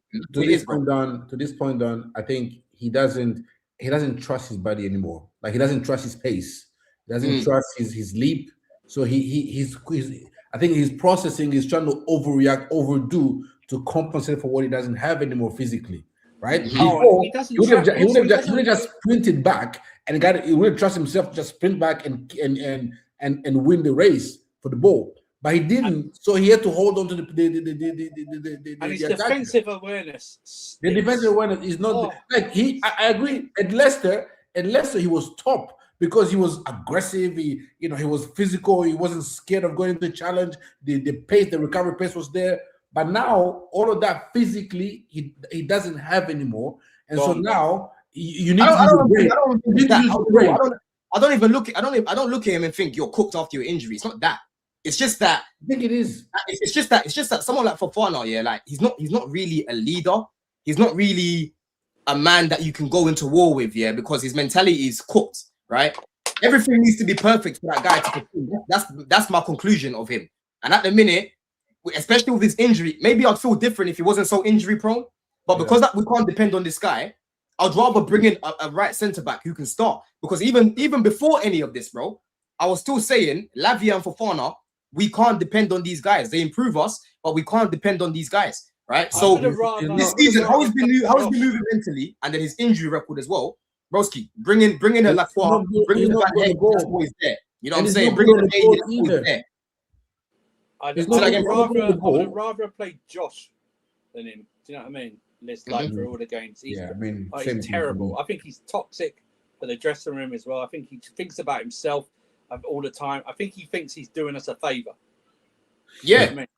Yeah. You know what I'm saying? It's like, brother, like, yo, you have the perfect opportunity right now, yeah, to basically lift the team, because let's be real, as much as he's been injured for a while, bro, that guy's been in the Prem for years now, you know? We shouldn't be looking at you like you're a you, bro. And I look at him like he's a you. And he's a grown man. Like, I'm like, yo, like, you're actually getting me cooked online, yeah? Because you want to be a delinquent. That's what it is. Yeah. So because of that, bro, sell. You know what I'm saying, Baster? Because of that, get out, mate. Yeah, get out. Well, it's not a beef thing. I think, go revive your career elsewhere as well, like. Go revive your career elsewhere. Let's move on with serious people. That's what we need to be doing now. Let's move on with serious people. Yeah. You know what I mean? And then with Gusto. Rob, I'll come to you that one, because I'm seeing a lot of people saying selling as well. I'd keep Gusto. I think people want to sell Gusto because they want the quality of a starting right back in him. He's a backup, right? He's a competent backup right back. I think the reason why is people want him to have the quality of a starting right back, because they don't trust that Reece James is going to be available to be that starting right back. And so then Gusto has to be that. And I don't think if you have expectation of for him to drop Reece James level performances, that he's never gonna do it. No. But the thing is, all of us here understand that Reece James can play the right back, right wing back role up and down for 5 games in a row. Otherwise, his hamstring is gonna get cooked. And so when people expect that of Gusto, and Gusto just is not at the level of Reece James, talent-wise.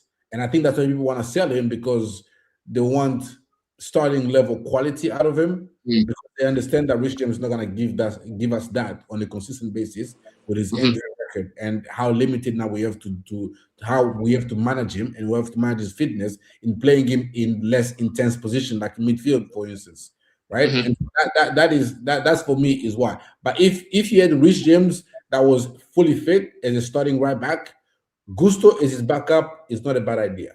Exactly. You're spot on. We're seeing Gusto too much. We're seeing Gusto way too much. Veta. Exactly. You know what I'm saying, Veta? Like, Veta said, oh yeah, about the back post. Brother, I've spoken about the back post from this guy for years now, right? I don't know what it is about that back post, yeah? It's like there's like a, you know when you're playing adventure games and there's certain places on the map you can't go. Yeah, certain places where you try to go there and you can't even go there. You're jumping, but there's nowhere more to go. I feel like that's Gusto when he's defending the back post, bro. It's like he doesn't know how to go into that space. Right? Doesn't know how to. He will see the guy in front of him running into that space, and he'll just look at him. Oh, I can't go there. I can't go there. And I'm like, why, bro? Because I know they're sending you man White Scout clips after the game. Yeah, they're sending White Scout clips because, by the way, people, Saeed showed me a tweet the other day. Apparently, the United players, Casemiro, got like 30 gigabytes worth of clips from White Scout. Right? People are trying to tell me I don't know what I'm talking about. White Scout, fucking White Scout. Yeah, they send these guys White Scout clips, and he will know about that back post. He does not like that back post, right? But my thing is, when I'm looking at the market again, people, what right backs are realistically gonna be a good backup to Reece and want to come in when you've literally got Reece James there? Because what you're saying to that guy is, yo, all right, Reece, bro, you're kind of looking at it. You're hoping that Reece is not playing as much football, especially with 1 game a week, right? Yeah, that's what you're hoping for because, yo, a lot of right backs are going to be put off. Livramento is going to be put off, yeah? Like, I'm trying to think of what other right backs we can get in the league, bro. That guy from Bournemouth, he's been suspended now for doing some nonsense stuff, yeah? He looked all right, and he's gone now. You're not probably not going to see that guy in the Prem again. I like Munoz, to be fair. Munoz is, I would love Munoz. He's a right wing back. Yeah. Very, very good. Yo, Mario, big yourself up for that one because Munoz, I like him a lot. I think he's better than Gusto, right? Yeah. But do I think that he want to come in and be behind Reece James when he can go to Man United and start? No, I don't see that. That's the reality, bro. I don't see any right back at that level who starts wanting to come to Chelsea to just be on the bench. Bro, Munoz can go to Man City and start for me. I think he goes to Man United and starts, right? Arsenal, he won't start because of Timber. What other teams have you got there? Man City potentially. Man City starts ahead of Alvarez. I think he starts. Yeah. The thing with Gusto for me is Gusto is a player that fits certain games, right? Like you play PSG, okay, his skill set, his intensity, his run, fit that profile. You're playing the Liverpool, his skill set fit that profile. But in a high quality, like all season long, a player that like Reece James that fits, you know, whether we're playing low block, whether we're playing on in transition, whether we play whatever, if you play Reece James there, he'll give you quality, right? If you're playing him as a right back. Gusto is a player that fits certain games, right? He's a profile. He's not an elite, he's a profile. Let's just keep it. He's a profile. Like, okay, for this game, we need a Gusto profile. For this game, we don't need a Gusto profile. Reece James is a player, is just an elite player for all games, for all types of profiles. Gusto is a profile for specific games. Now, like you say, we've seen him too much. That is spot on. We've seen him against teams. We've seen him against teams that he's not supposed to play against. But that's just the yeah. No, 100. When I watch him, I just look at a decent player. He was very, very good when he first came, Andrew. Like that season, he was amazing.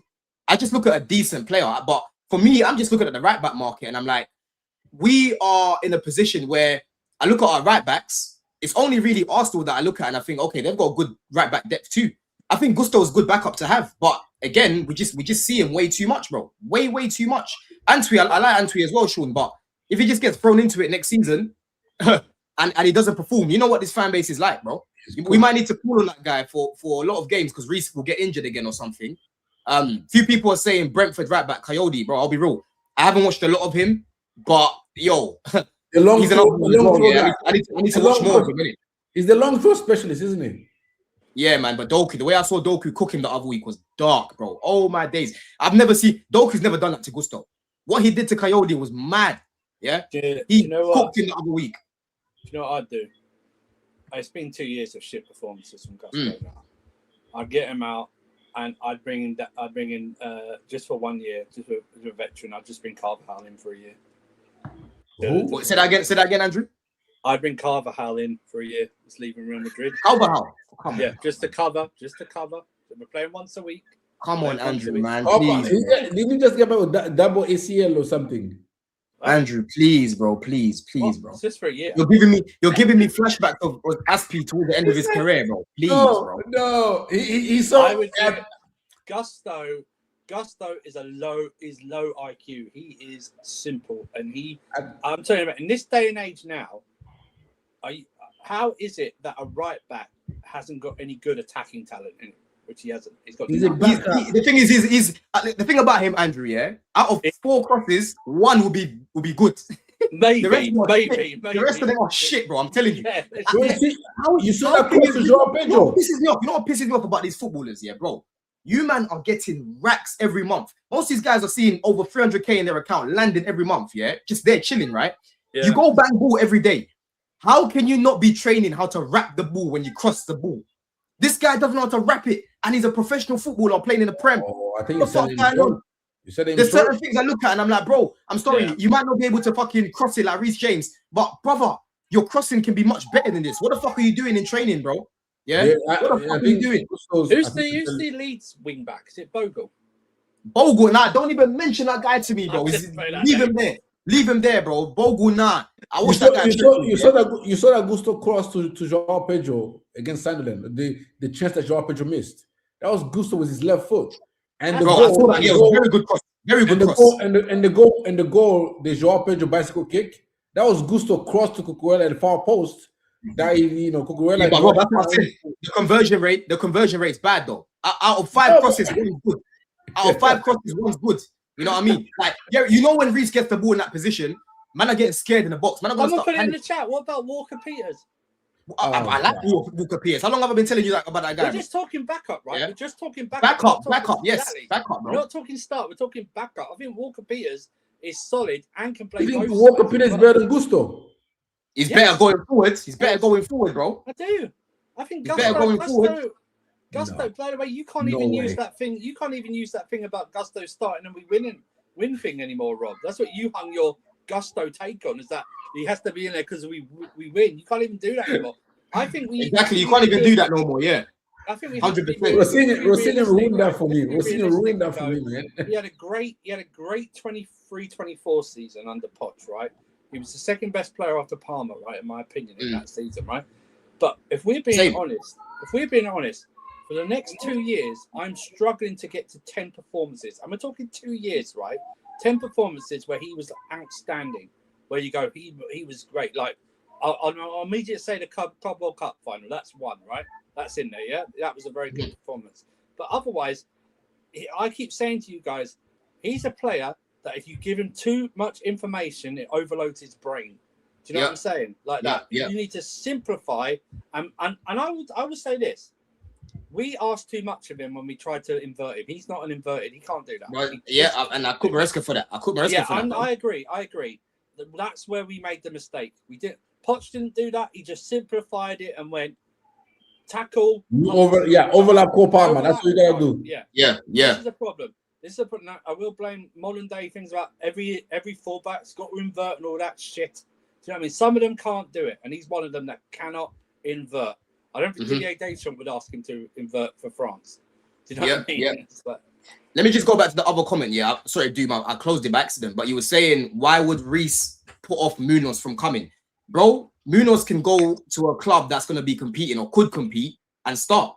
So why would he come to Chelsea and basically be second choice to Reece? You know what I'm saying? Like, he shouldn't be, bro. He shouldn't be. You know what I mean? Like, and then Antwi says, Omar says Don talks about Antwi and doesn't want to give him a chance. So I don't want to give him a chance, bro. I just feel like, for me, I look at him and I'm like, bro, I want you to keep developing how you're going about things right now. If you've got to go on loan first, bro, to get a feel of professional football, you go do that. You know what I'm saying, bro? You go do that. Go get a feel of things, right? And then, we'll see what happens from there. Because if Reece gets injured, I will now depend on Antwi as much as I like him. I know how this fan base is. I'm just trying to protect him. I think you're right. I think he'll stay, not because he's good, but just that they'll look at it and go, we've got other areas where we need more attention played to. Do you know what I mean? So like I think he'll stay because of that. Yeah. Not in terms of how we can't get rid of him because he's outstanding. It's more like, do we really need to go out in the market and go for another right back? We don't need a big enough. We don't need a bigger squad as it is. It's not an area we're we're badly cut. Yeah. I think. You know what I mean, it's like that. I just feel like Gusto isn't, for me. I don't look at him and think get him out the door. I feel like, okay, we might be able to get an upgrade eventually. Antwi, bro, next season, let's see in it. That's why maybe it would have been good to have conference maybe so we can see him more. But maybe. For now, I just feel like there's so many others to get rid of first before we get rid of Gusto, bro. I'll be real. Yeah, I'd keep Gusto. You know what I'm saying? I'll be real, bro. You know what I mean? So yeah, for me, I would keep him in it. I would keep him. I'm out voting. He's on thin ice. He's on thin ice because come next season, people, I could change my take and say sell. He's on thin ice with me. That's what he's on. He's on thin ice with me, innit? And then Lavia, bro. Listen, like because we've got. I'm just hoping that Sugo and Santos can stay. We have that cover there, so we're not dependent on my man. That's what it is for me. I'll still keep him in it.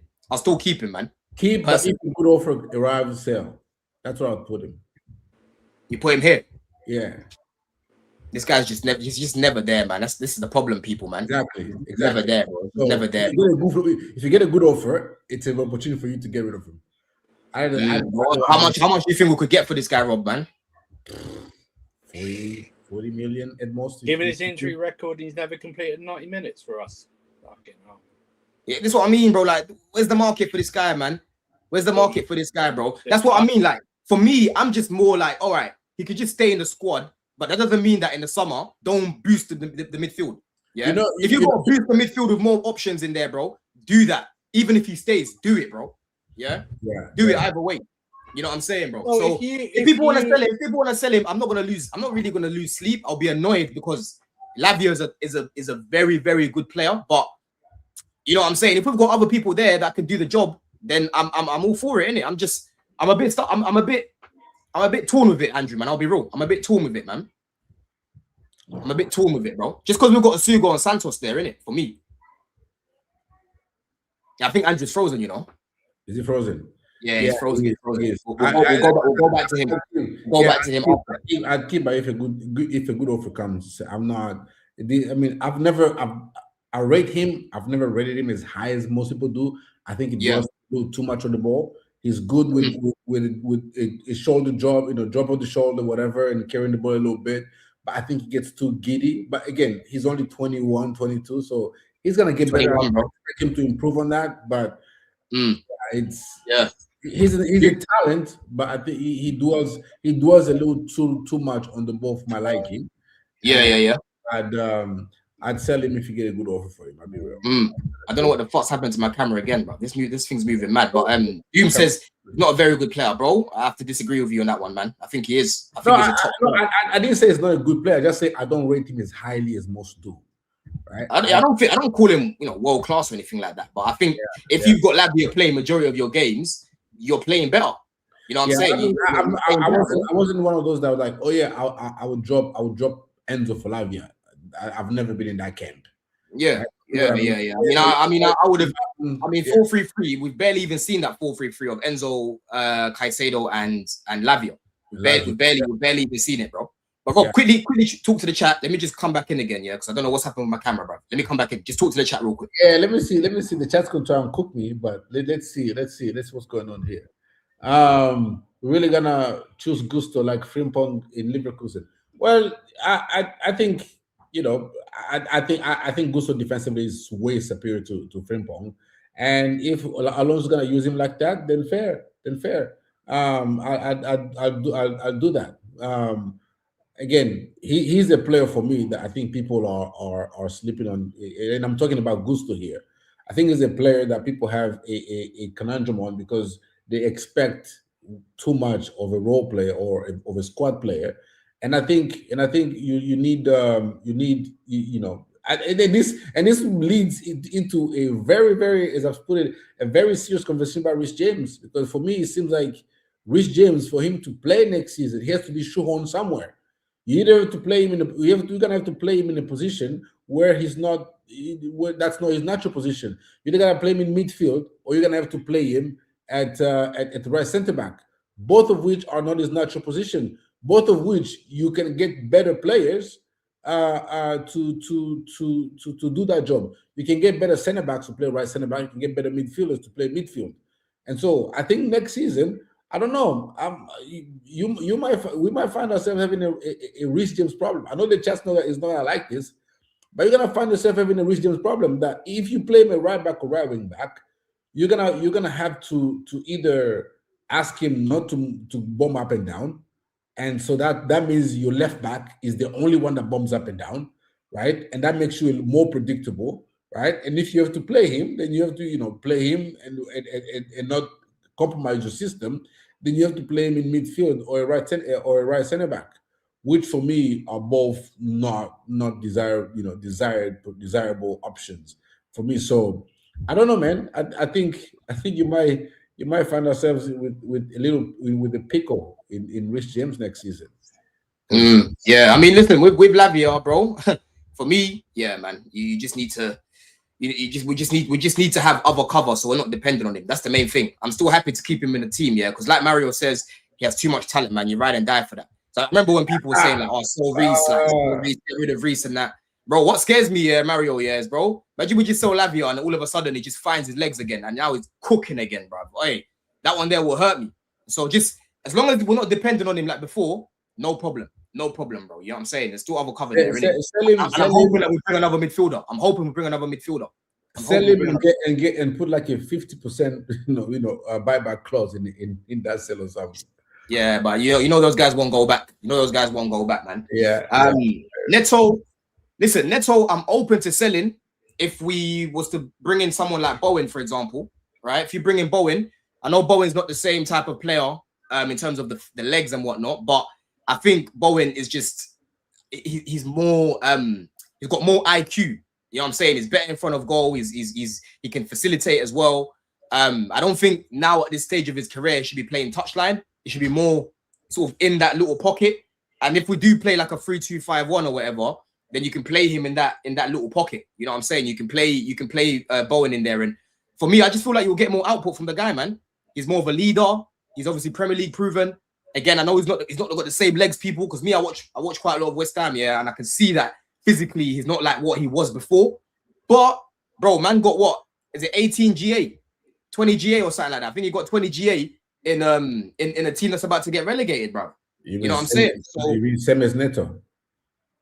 Well, he should be Neto should be getting more, mate.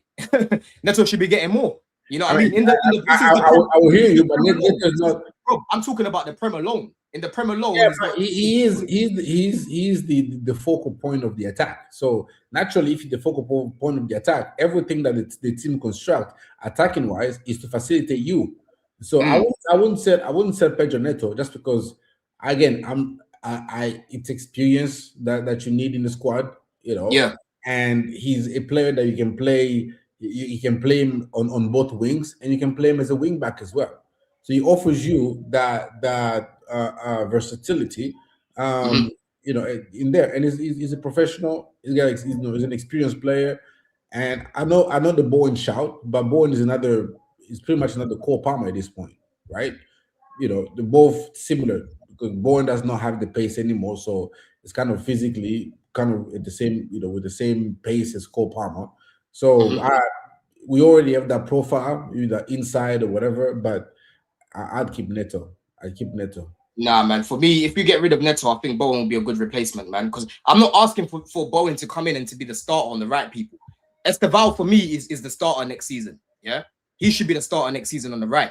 I'm looking more at someone who's, again, like Jimmy said earlier, competent enough to do a job. And I feel like you can get maybe 2-3 years out of Bowen, bro. You know what I'm saying? I think you said about was it Neto and Bowen? Come on, don't look at the technical flaw in the forward areas, bro. You're underrating Bowen, bro. Someone said to me the other day in on Twitter, was it Neto and Bowen are similar? I said, I don't know what you're watching, bro.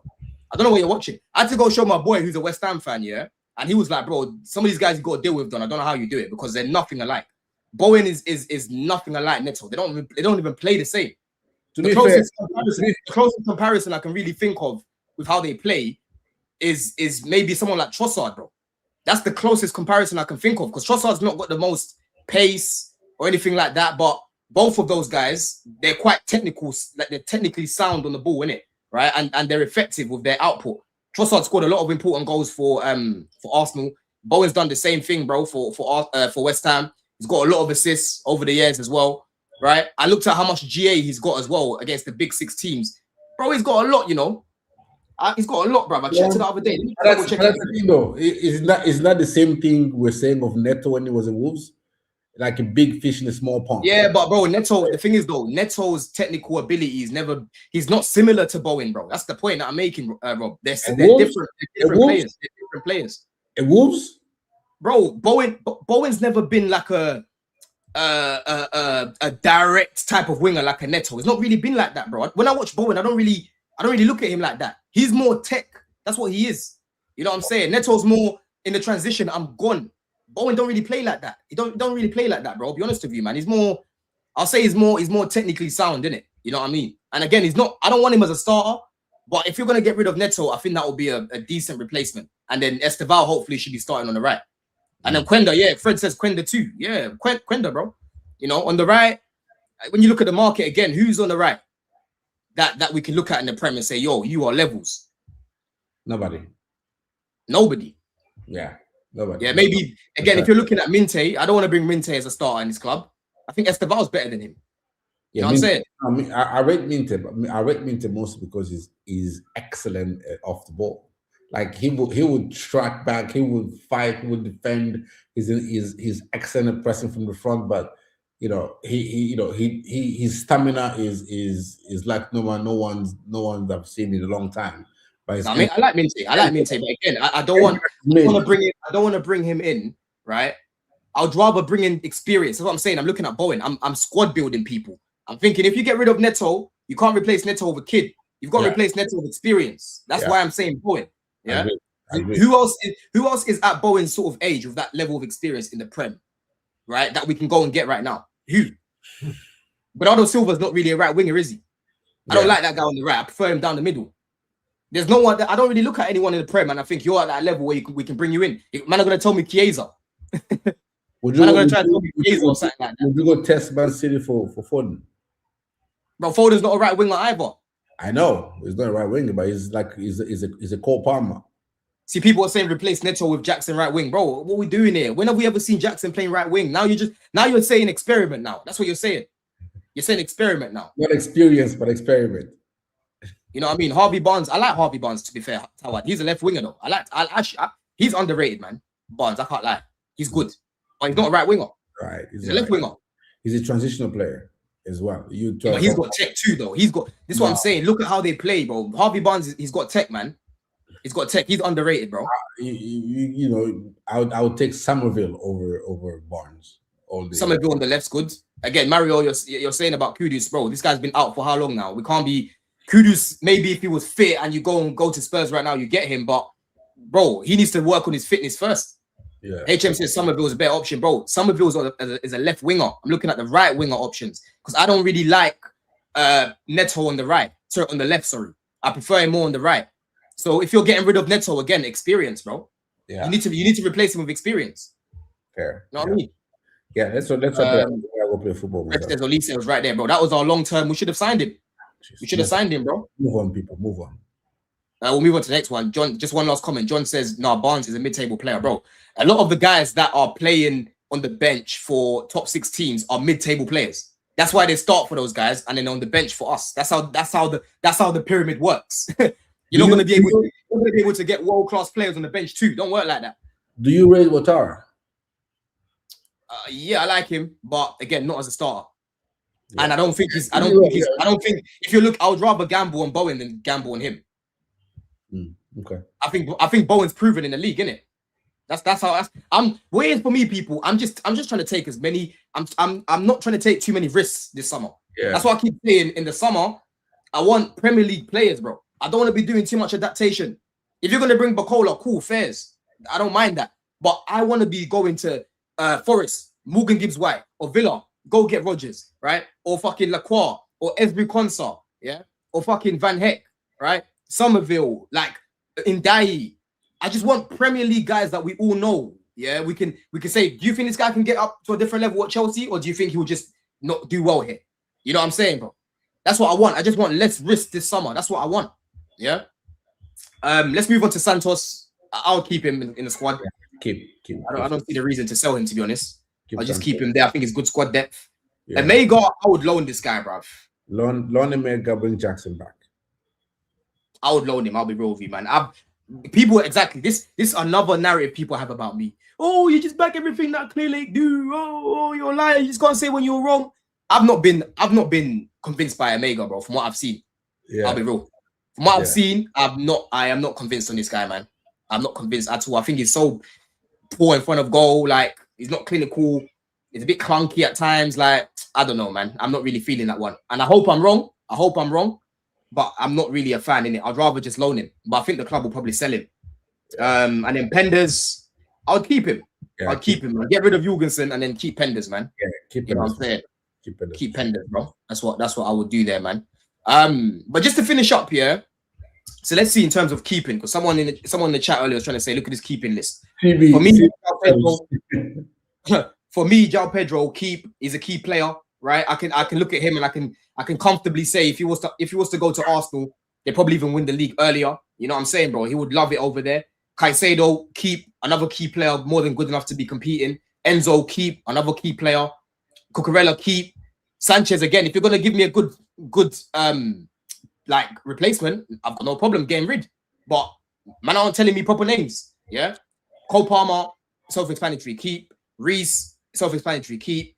Gusto, again, is on thin ice with me. Colwell, keep. Esteval, keep. Hato, keep. Santos, keep. Asuga, keep. Obviously, Penders, keep.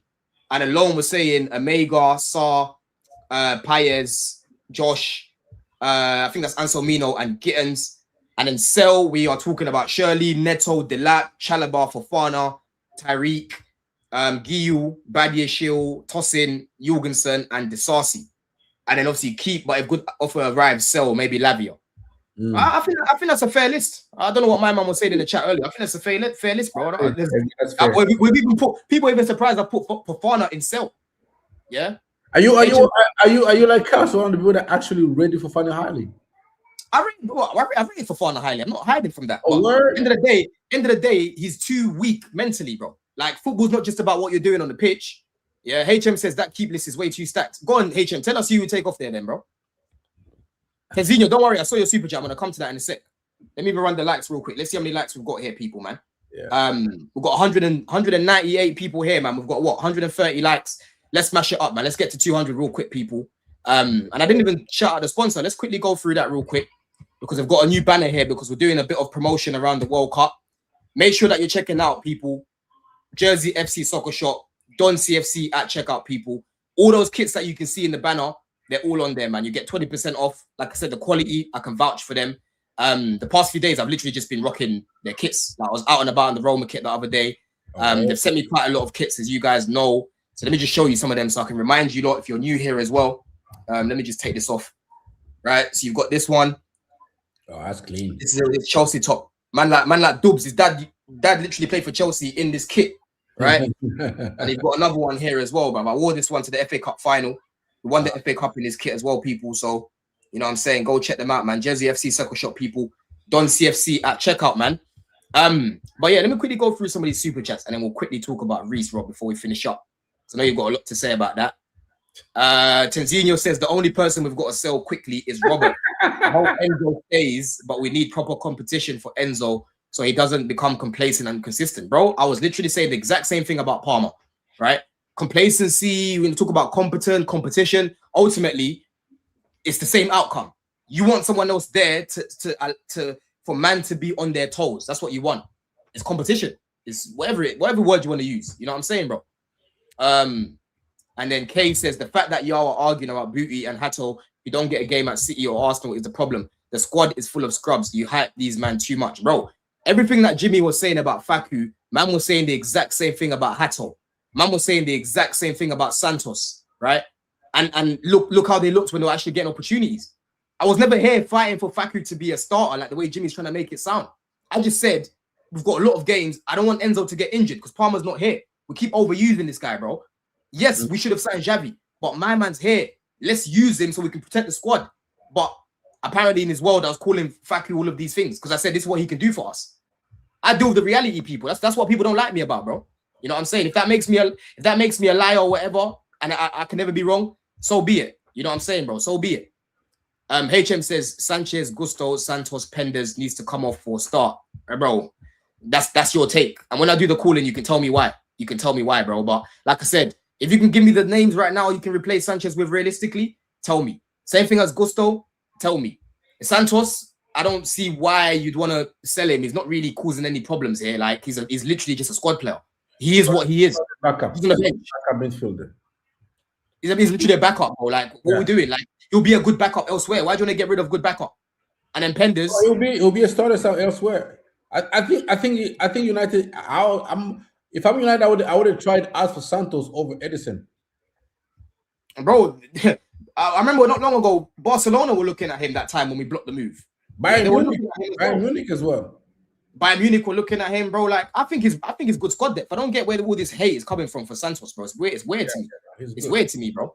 You know what I mean? People saying Sanchez shouldn't be here, bro. Listen, when I do the calling people, HM, I want to see you there. Reaper, I want to see you there. You man, tell me why. Yeah, this is our take, innit? You lot tell me why. We can't please everyone. We can't please everyone right now. Yeah. But let's quickly talk about Reece then, just to finish up, Rob, man. Where I put a tweet out, right? Let me even show you lot the context here, where this came from. Because this takes me back to when we finished 12th. I was saying at the time when we finished 12th, yeah, the captaincy, I wouldn't give it to Reece, right? This guy's only gonna get it on a technicality because that was the year when everybody left, and the only people that could have stayed, that could have been captain. Sorry, if you think about it realistically, was Sterling or what's his name, Ben Chilwell, because apparently Silva said I don't want it. Silva told the club I don't want it. That was the narrative at the time, if you guys remember. Yeah. Everyone else left. There was no Jorginho. There was no Havertz. There was no Koulibaly. Cucurella was like nowhere near to be, looked at as a captain, right? We had nobody. So Reece was just up there as one of the guys that's left. So he kind of got it on a technicality. No. Actually, Gallagher is the one that got it first on the Poch. Because it's Gallagher got it because Reece was injured, bro. He only got it because Reece was injured. He was never named club captain. The club captain was Reece. You're forgetting. Reece was. I thought Gallagher was still, and then Moresca. Bro, are you forgetting, bro? That season we finished 12th was when Palmer shelled it, and Gusto was starting most of our games, bro. There was debates. People were having debates. Oh, should Reece be starting when he comes back? That was that season you're talking about, Rob. All right, fair. Maybe I'm forgetting. Senior. Actually, no. The season. Sorry. That season we finished 6th. My bad. We finished 6th. But Reece got injured in that season too. He wasn't playing. No, he played against Liverpool. He played against Liverpool with Poch. He put out that tweet. Just this is the start of something special, whatever. And then he got injured for time. We didn't see this guy until like. I remember Poch specifically said, "I picked Gallagher because he speaks English and he can communicate with the refs. That's why I picked him as a captain." Yeah, but I'm saying Gallagher was picked because Reece got injured. I'm saying the club captain. Okay, no, okay, fine. Yeah, fair. I get that. Reece was supposed to, and then Gallagher got picked because Reece got injured, and then Moresca came. Looks like Reece got made captain, right? But Reece was already captain. Gallagher, bro. Was he already when Reece was back, the same way now when Reece is back, the captaincy goes back to him. It doesn't stay with Enzo. When Reece ain't there, Enzo's back. I don't know. Yeah, maybe I'm tripping. You might be right. You are tripping, bro. Reece got injured. You're forgetting the first season he got injured with Poch. Yeah. Maybe you can't remember. I know. Bro, how can you not remember that Reece James got injured after the game against Liverpool? No, I know he got injured, but I'm talking about his captaincy. I remember. You don't remember how he got announced? Bro, he got announced as the club captain. They did like a montage about it, everything about it. Yeah. Oh, yo. So you're cooked. It's what I mean, people. When he's trying to cook Frank Lampard, remember this. Remember today as well. This guy was not watching, bro. This guy's been watching Chelsea for maybe 2 seasons max. Yeah. You know what I'm saying, bro? This guy did not play with Poch, bro. It was Gallagher was the captain by just because Reece wasn't there. Yeah, but Reece James said this, yeah. Reece James are not making European football. Just saying it doesn't sound right. We are a club that has won a number of European trophies, and this season we haven't even qualified. So we have lots to learn and improve. So I put a tweet out saying Reece is just an inspiring captain, man. He literally got the captaincy on a technicality because everyone left the club. Issue is, I just don't see a world where the captaincy is now given to someone else. What's your take on Reece, staying as the captain, Rob, or just Reece being the captain? I don't think he's captain material. I don't think he's a leader. I think he's got given captaincy. You said it on a technicality. I think it's because he's an academy kid. He's kind of, the player we had, from the Roman era that transitioned over to the Clear Lake era. And I think for me, not only because he doesn't play on the pitch he's not on the pitch as much as you want your captain to be on the pitch, and also like for us to be this and this team with this much lack of discipline, it kind of speaks a little bit of your captain. Like your captain doesn't have that command of the dressing room to where it can be like, yo, guys, no, this is unacceptable. We gotta be like, there's nobody there to enforce it. There's nobody to enforce it. There's no captain to enforce. Like even when you hear players talk about who's a leader in the dressing room, they hardly ever mention Reece. It's Tosin, it's Enzo Fernandez, it's never Reece. They don't mention Reece as one of the leader. Even when academy kids come and they ask me, I remember last season, I think was it Josh and I think Tyreek that got promoted, and they were asking who helped you. They said Tosin. I'm like, oh, Tosin, our captain is literally Coben. How is Tosin the one that these kids are leaning on to show them the way around the first team? This is a job for the club captain, and that is Reece James, especially since he's a Coben graduate as well. And so I don't think he's a leader. I think the team lacks inspiration, and I think one of the things that annoy me really is why he didn't start on Sunday. People are saying, "Oh, McFarlane decided." McFarlane, if Reece James would said, "I'm gonna play this game," I don't think McFarlane would go and say, "No, I don't think you play. You're gonna be benched." I think he was saving himself for the World Cup. And for me, that as a Chelsea captain, that is a no. That is a no. There's no way you come like, you know what, FA Cup final, I'm available. Oh, last game of the season against Sunderland, no. And then you come in at 2-0 when the game is already decided, acting like, yeah, here I am now. No, brother, we need you from the start. You the captain. We need to qualify for Europe. You know how important this is. You need to be there from the jump, right? And I just don't think it's captain material. And I think we should do him like United did Maguire, strip him the captaincy and give it to Bruno Fernandes. Give it to somebody else. I don't know who they are. If Enzo stays, give it to Enzo. At the very least, he's there. At the very least, the players in there acknowledge that who exhibit leadership. Most players say Enzo Fernandez, and so I'll give him. How about Cole? For me, no, not yet. Why not? You don't think Cole was an actual leader? I don't think personally his performances are of a captain level yet. I don't think he is one that people can, the rest of the team can look at and draw inspiration from. I think he's growing as a lead. He's growing into that leadership position. I don't think he's a leader yet. I don't think. I disagree, man. When I'm this is why I love to go to the games, people, right? And I remember last season I went to Forest away, the last game of the season, yeah. And that was obviously, I was in the away end, right? And I was literally right at the bottom. I was the first row because you've got the disabled people, and then you've got the fans in it.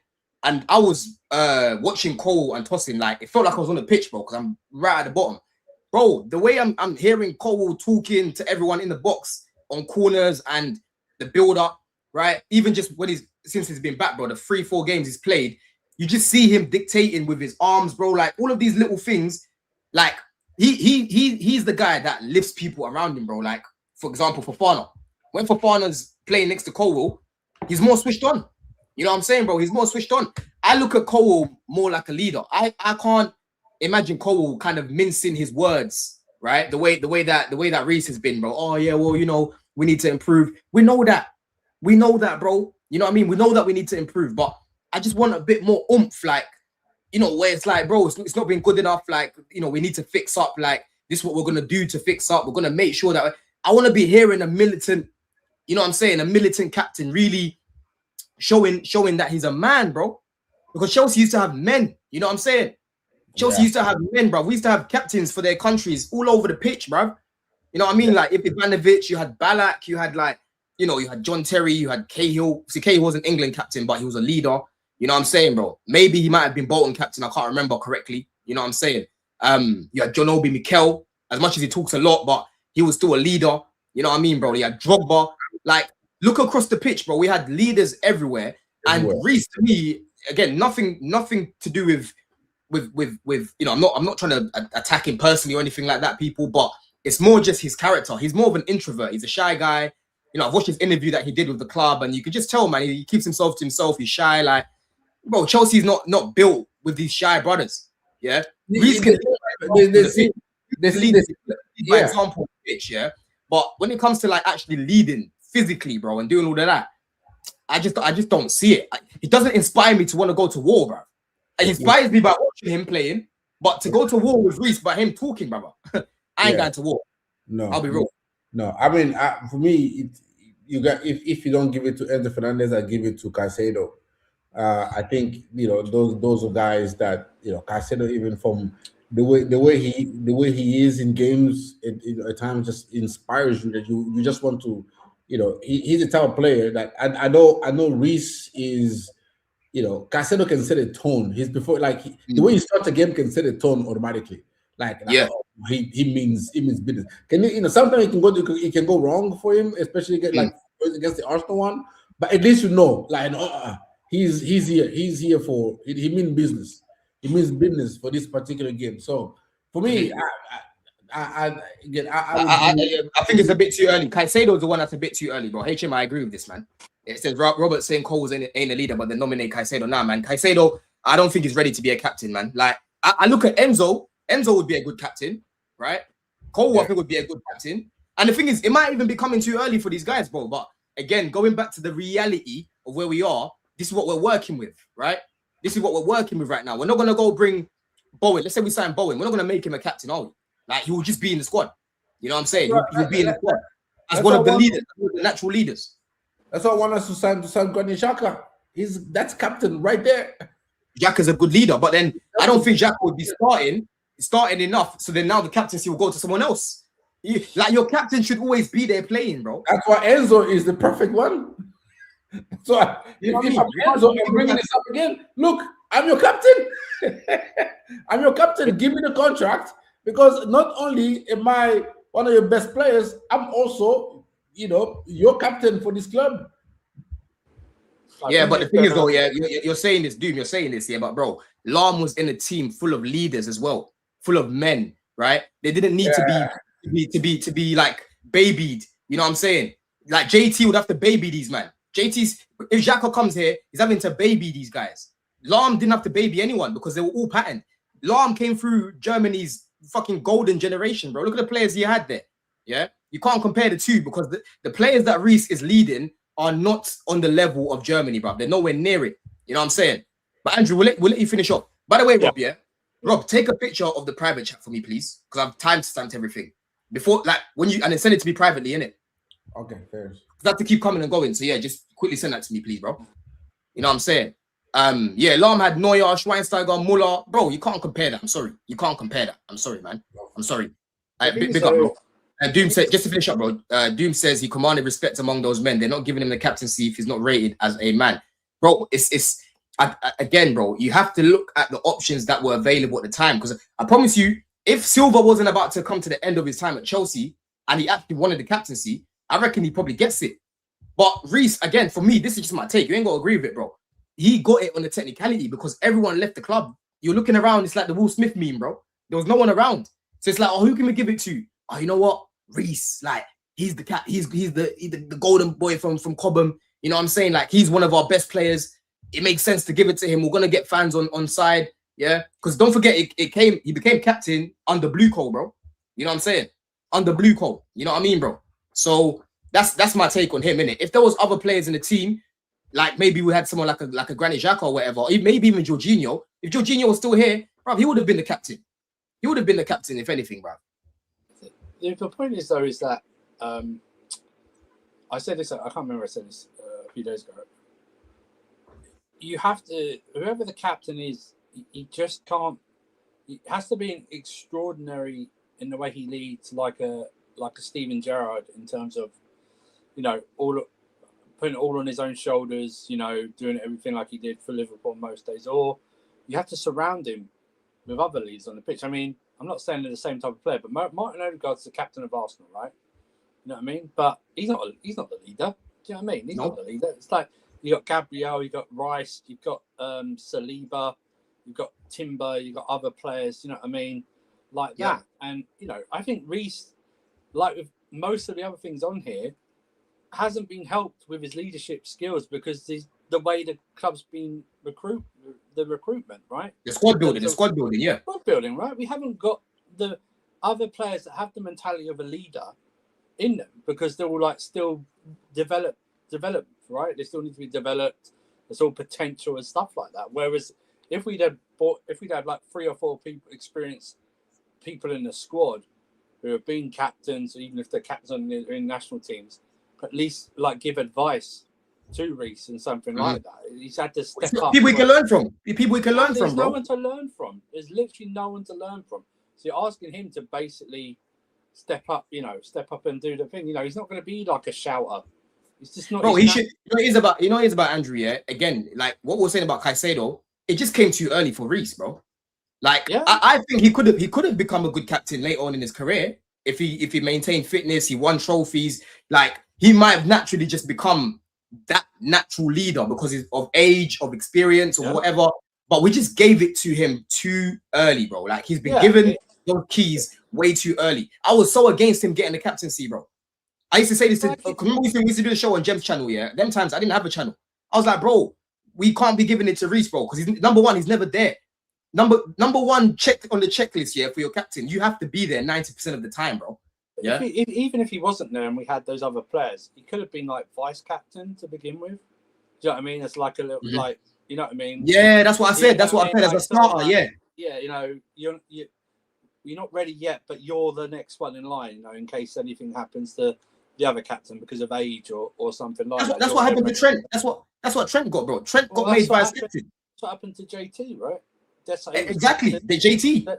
Desi was captain, and then they gave it. Even when Desi was here and he didn't play, they gave it to Terry, the captain. And when you're the vice, Andrew, yeah, bro, you're with the captain, and you talk with the captain, so you're learning from my man, like. And then when my man leaves, now you're just naturally able to go into that job. That's how life works, people. When you're, I don't know, you're a what do you call it? Like a deputy manager. Let's say you're a deputy manager, right? Yeah. You're not gonna be the go-to guy, but you're gonna be behind the manager. So when that manager leaves, they're gonna look at you and say, "Oh yeah, you've already been doing the job. Basically, you become the manager now." That's how life works, bro. It's really. I always think that if Eden Hazard hadn't left, he would have been captain in that 1920 season, like for us. Yeah. Do you know what I mean? Yeah. Probably for the next few seasons until he retired and stuff like that. And that's someone to learn from. I mean, I believe he got the captaincy at Lille because he was the best player, right? Not that maybe he wasn't like leadership until, but he was the best player. Sort of like what they do at international stage when they just give it to the best player. Some clubs, some teams, they just give it to the best player. But it's something to learn. There's no one. That's the problem. It's like they want these guys to develop, but they don't give the squad the tools to develop properly. It's so bad, bro. And so bad. It's just so. I mean, you wouldn't. I always think these guys are investment bankers. Would they just pluck people out from universities right away and just put them into to manage their biggest accounts right bro, away? It's not. Honestly, everyone. That's what I mean. Like managers here get rushed. Guys like Rosinha rushed into this job, right? A lot of players are rushed into this club. You know what I mean? Like there should have been a way for him to go to Everton or whatever first, and then you know what I mean. You come to a Chelsea. Like everything here is always fast track. Yeah. And that's why we are where we are right now, because they fast track across the board, bro. Mad. And it goes to the club, dude. Because you're saying some players just don't have the personality for it. Some players just want to get on the job. Exactly. Reece just wants to be playing football without the pressure. Because I'm telling you now, I don't know Reece, innit? And I don't really know his people like that. Like I've met his dad once or twice and we spoke, cool. But I can just imagine, this is just me speculating. I don't know if this is true. But when they said to him, we want you to be the captain, bro, Reece was probably like, fuck. Yeah? Reece was probably like, shit, bro. Yeah, you know, people, man, that's what I'm saying. In your way of life right now, imagine right now you're in your job. You're good where you are. Obviously, eventually you want to get promoted and stuff, yeah? And then they try to put you in another job, out of your control. And they say, we think you're ready for it. And you know yourself, you're not ready, bro. You're just like, shit. But because you don't want to be, you don't want to turn down the money or you don't want to turn down the responsibilities, you're like, you know what, I'll just take it. Right? But you know yourself, you're not that guy. That's what I believe happened with this guy, bro. I think he just took it because it was given to him, bro. You know what I'm saying? It was given to him and he had no choice. And that goes back to the club. That goes back to the club again, bro. You know what I mean? It's a symbolism as well, right? It's in terms of you're literally Mr. Chelsea, right? Because you come through Cobham, you're a star player. You know, you've been a star player. You've been a very good player. You're probably our most talented player when fit. Do you know what I mean? That goes without saying. Do you know what I mean? It's a symbol. It's a link between you, the club and the fans. Do you know what I mean? It's stuff like that. But you're right. There was no like preparation for him. Do you know what I mean? It was like literally thrown into the deep end. You know, with piranhas essentially. Do you know what I mean? And that's the problem. There's no for investment bankers who strategize and everything like that. There's been no strategy. Well, there is, sorry, there is a strategy. It's totally effed up. Oh yeah, well, I mean, their strategy is flawed from the beginning because their strategy is we're gonna bring all these young players and they're all gonna develop together. That's their strategy. Yeah, but it's not. But they don't. They just what they do is that they just most of these players are just lumps of coal, right? That have yet to have, and you put when you put pressure on coal, you put pressure on coal to see if it turns into diamonds, right? That's what you do. But that's it though. But they don't check properly. Like, see, they don't check mentality. They don't check preparedness. They don't help with mentality. They don't help with preparedness. They just go, oh, well, they'll just grow together. It's like, well, hang on a minute, the strategy is flawed, and that's why now they're talking about the strategy changing potentially, right? Because they've got a guy who's been there, done it. You know what I mean? Xabi hasn't got the most managing experience, but bro, as a player, you can't chat to that guy, bro. You know what I'm saying? You can't chat to no one at Chelsea can chat to Xabi Alonso. They can't tell him nothing. Like I said the other day, when he says, you know, says, yo, go get me that, yes, chef, right? Straight away. Yeah. Go get me this, yes, chef. That's what you should be hearing this summer. I don't want to be hearing no one. Do you think Joshua Kimmich or Goretzka for those few seasons would have done well if they didn't come into Bayern Munich and didn't have already like players like a Xabi Alonso there, like some others, you know what I mean? Who they were in training with and got them prepared. Yep. Got them. Do you think? I know it's gone down a bit right now, but I know, and they might not be showing it, but I know that Tchouaméni and Camavinga and Valverde were blessed to have the likes of Modric and Kroos and Casemiro there for a few years to learn. And then John Obi Mikel is probably wouldn't be. I think he's underrated anyway as a player, but probably wouldn't be as recognised or that without being in that midfield of Ballack, Makelele, Lampard, and stuff like that. It's he knew his role. Astonishing that you look at this and go, we're just going to throw basically a bunch of toddlers into the woods, into a zoo, essentially, a lion's den, essentially, and see who survives. Do you know what I mean? That's what it is. Yep. It's madness. It's like, honestly, it's just it's gambling. That's what I said. That's what I said. I said that to you. I said that on the show earlier, Andrew, when you left. Yeah, I said, bro, this summer I'm all about taking less risks because whatever signing you make, it can flop. Like we know there's been. Look at Hazard, Real Madrid, bro. No one saw that coming, and man, just one of the worst signings ever that they've made. One of the worst signings in football, right? These things can happen, but you can minimize that risk by you know looking at certain players. For example, Bowen. You get rid of Neto. Don't replace him with a kid, like I was saying earlier, Andrew. Yeah, you can't. You bring someone in like Bowen. You got Esteban, you got Quinda coming in. You got Quinda coming in, for Christ's sake. You don't want to get like if you get rid of Neto, no problem. I've got no problem getting rid of Neto, right? But you bring someone in, but that's my problem. Some of these fans, maybe even in the chat, would turn their nose up at someone like Bowen because he's like no, they were earlier. Some of them were. Team. But it's like we're not talking about like a 5-6 year plan. We're talking maybe 2-year plan tops with Bowen. Do you know what I mean? Get us established, get us up there, and then we'll move. Then we can move on to the and then by then Esteban Quinda have got 2 years. They've got 2 years. 3 years, 2 years, exactly. So now you don't understand, and they got one, and it's one game a week, so it's not that for the first year. So there's not a lot of pressure.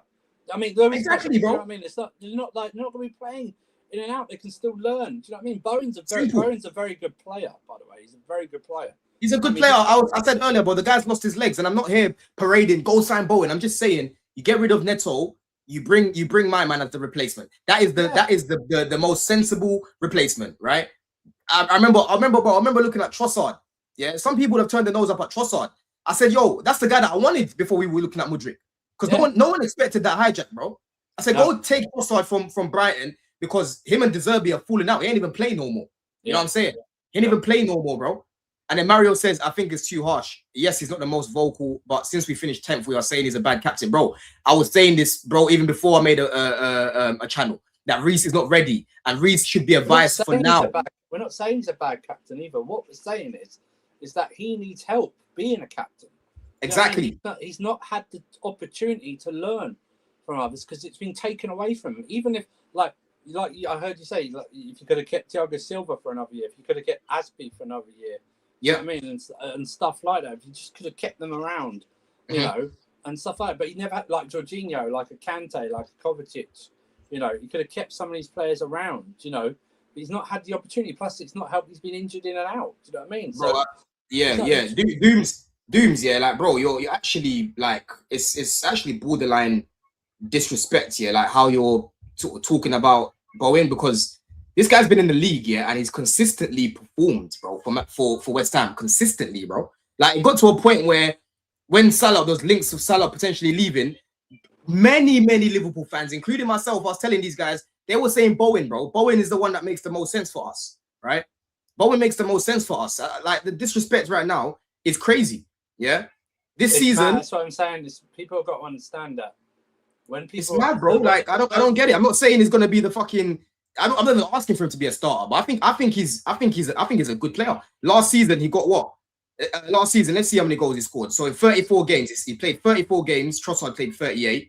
He scored 13 Premier League goals, 8 assists. Trossard got 8 goals, 7 assists. Yeah. Season before that, yeah, he scored in 34 games. Trossard played 38. He scored 16 goals. Bowen did in the Prem. Yeah, and then he got 6 assists, right? Yeah. Before that, and then Trossard got, in that same season, Trossard got 8 goals, 7 assists. So 2 seasons ago, Bowen scored double the amount of goals Trossard scored, and he got 1 less assist, right? 22-23, hold on a second, 22-23. Oh, sorry, I wasn't changing on Trossard's side. 22-23, hold on, let me go back to last season, sorry, because I just lied on Trossard's name, bruv. Hold on a second, 23-24. Sorry, 23-24, Trossard scored 12 goals. He got 1 assist. Bowen got 16, 6 assists. Yeah. And then last season, if I go compared to Trossard last season, Trossard last season scored 8 goals. Bowen scored 13. And then Bowen got 8 assists. Trossard got 7. You know what I'm saying? He got 7. So you're saying Trossard is better than Bowen. That's your opinion. But bro, Bowen was wanted by majority of Liverpool fans I would speak to as the guy to replace Salah. He's consistently performed in the Premier League, bro. You can't even debate that. I'm sorry. You can't debate that. You're forgetting West Ham. West Ham was literally in the Europa League, bro. Yeah? That's the thing. It was literally in the Europa League. I think we have to also understand that Chelsea fans, and this is not Chelsea fans, it's football fans. The word world-class and elite is a very rare group of players now. Okay? It's very rare. The group of players that are elite are... The elite and world-class players are already tied up. You know what I mean? They're already tied up at their clubs. It's going to take astronomical money to move them. And we're in a position where we're playing once a week under a new manager. I don't think we're in a title challenge, but we should be definitely in the Champions League race, right? Definitely. Playing once a week. We should have been in it with this squad, right? Under Maresco and something. And we're not even, like I said, it may be even like for a season. Maybe you sign him to like a 2-year contract. Do you know what I mean? You just like quick thing, bro. Quick thing. He works out this year, gets us in the top 4, and you go, okay, now we're back in business. We can go and move. Like we can go for another, star or a backup to now an Esteval. Literally, because they've got it. That's the whole point. That's what planning is. You plan like that. That's what you should. You plan. Exactly, bro. And then Doom says he would have been a drop-off on Salah. Bro, anyone you would have signed at that time would have been... You're talking about one of the greatest players in the Premier League, bro. That's not... You're not saying anything here, really, because we all know this, right? He said he's a good player. I just think there's better out there. So, bro, tell us who would be a realistic, good replacement for Neto. Because the criteria here is Premier League proven and has experience, bro. Good age, too. So tell us the good right wingers that we can bring in if we sell Neto, bro. I'll be waiting, fam. Yeah? I'll be waiting. Big up AT as well. Bowen, good signing. Bro, I think he'll be a good signing for the squad because I don't want him as a starter. I just want him as depth and Esteval on the right. That's what I want. That's what I want, bro. You know what I mean? We'll quickly wait for Doom. I will see Doom in the chat. Big up yourself, Doom, man. Esteval's coming off a very bad hamstring injury as well. You know what I mean? Yeah, bro. You know what I mean? He's coming off a bad injury. Yeah, coming off a bad injury at the minute. Let me quickly read some of the super chats here, and then we'll go to Doom if he comes back with any names. MNG says keep only Colwell, sell rest centre back, sell Gusto, Enzo, Jorgensen, Cole been bad more than 2 years now. Lavia's never fit. Arrest Shirley and Delap, send them to North Korea, bring back Nico, sell the left wingers, bro. Please just come on the calling show that I do in it. Come on the calling show that I do, bro. I want to speak to people like you, man. I think I read this one. And is it Angel? Angel, maybe Angel, Lucia. Second best squad in the league, Don. You make us look bad, brother. You rate Delap 2. Don, Delap is the biggest bum to play for Chelsea, bro. I wish I never said second best, yeah, because when I went in the big six, I said when you look at the depth of our teams, again, this is the context, people.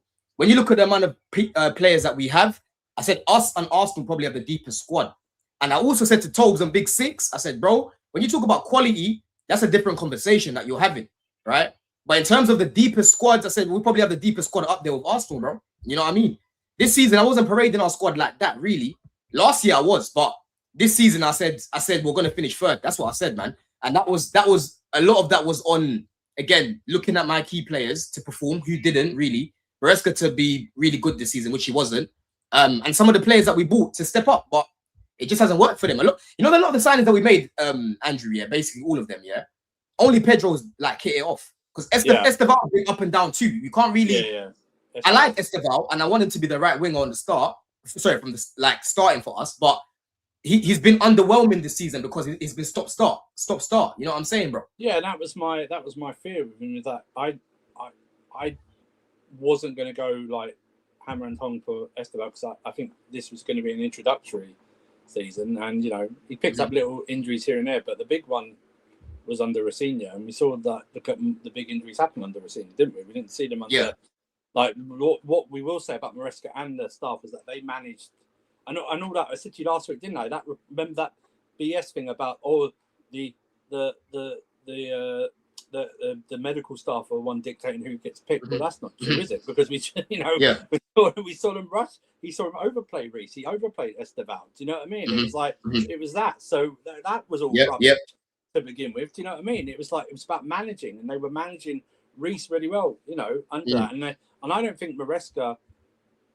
I think Maresca would have managed Esteval better than what Rosinha did. Do you know what I mean? Yeah, but the thing is, though, Maresca had many opportunities to introduce him into the team. I feel like it took way too long, man. You play him in the champs and that, Andrew, yeah, and then we don't see him in the league. I'm having to sit there watching fucking Garnetto, bro. That's another thing that I didn't like what Maresca was doing. And then Sean says, literally everything went wrong this season, bro. Everything went wrong this season. Like, people can't look at me being delusional for saying, I think Palmer's going to do well. I think Caicedo's going to do well. I think Cucurella's going to do well. I think Maresca's going to do well. Like, after what I've seen from these guys, yeah, when they're performing, bro. Like, it's not a wild take for me to look at my key starters to do well. You know what I'm saying? And then, obviously, with everything else that happened, bro, I've had to hold the L. I've had to say I was wrong about Delap. I had to say Gittins, bro. I thought Maresca would use him more. I was wrong about that, right? Shirley was all right about him, apart from Robert. We knew this guy wouldn't work here, yeah? No, that's it is where it is, bro. Too many people are too focused on point scoring, Sean. That's the problem, right? If you listened to the show earlier, you would have heard how I was speaking to Rob. I was just having a genuine conversation. Too many people was, remember you said that you were wrong about that. And it's like, brother, we were all wrong about many things, yeah? But we don't need to be spending fucking half an hour speaking about Facu and all of these guys. Listen to the context and listen to the logic of the conversation, and you'll know that what we're saying here is fair. I'm not saying anything here that's unfair. You know what I mean? I've already admitted that I was wrong, but look at all the things that went wrong this season, bro. It's literally been a season of hell. I think you can have a go at people when the facts are staring them in the face and they still refuse to change their mind on something. Do you know what I mean? Or refuse to admit something. Do you know what I mean? That's when you know that's when you can have a go at them. If you had a different opinion from someone, and it turned out that it was the opposite of what you thought, and then you come back and you go, "Yeah, I was wrong." That's fine. But it's like I don't understand people like asking for apologies like it's going to mean something that it's not going to mean anything because it's not going to mean anything because I just tried to be fair, bro. And I'll be honest with you, I didn't see enough of Buonanotte to judge the guy. I just didn't see enough of him, and that's why when I look at people, when I see people trying to overly crash Gittins, I'm like, bro, I've barely seen this guy have a run for me to have a real like judgment on the guy. I can't judge him based on what I've seen. I've barely seen him, bro. It's the same thing as Faku. People were saying Santos is shit. People were saying Hato's shit, right? That's what they were saying, bro. And if we had got rid of those guys in the January, it would have been, oh, they were shit anyway. And it's like, oh, Don, you were wrong about Hato. What do you mean I was wrong about Hato? I barely saw him. I barely saw him to come to a conclusion. That's where you can have a go, probably more on the Hato side than the Santos side with Maresca. Yeah, but Santos, we know he's a decent squad player, though, Andrew. Like, exactly. People are saying but we know what he is. We know that he's a decent squad player, bro. At the moment, he's a decent squad player. Whether he goes on to something else is totally different. But it's like, football's about opinions, right? You're going to get some. No one's ever had a 100% opinion rate. Impossible. You know what I mean? It's basically opinion is just a guess if you think about it, right? You're just guessing at the time. You've got no like at the start of the season we all have our predictions, right? We're just guessing. Do you know what I mean? You never know what can happen. You can never know what can happen. You can never know what can happen. Players can get injured, right? Players can just be like, bro, no, I'm sorry. There's not a single person in this chat that can tell me they predicted Chelsea to finish 10th. Even if you didn't predict us to compete, yeah? No way. No one would have said that. I don't care what you thought about. Even I, after that window, when I gave it a 2, which is probably way too high, of the thing, I said 4 to 6, like that. I went 4 to 6 because of the window, right? Because of the window. Yeah. Even I didn't foresee us losing Maresca and hiring that bum.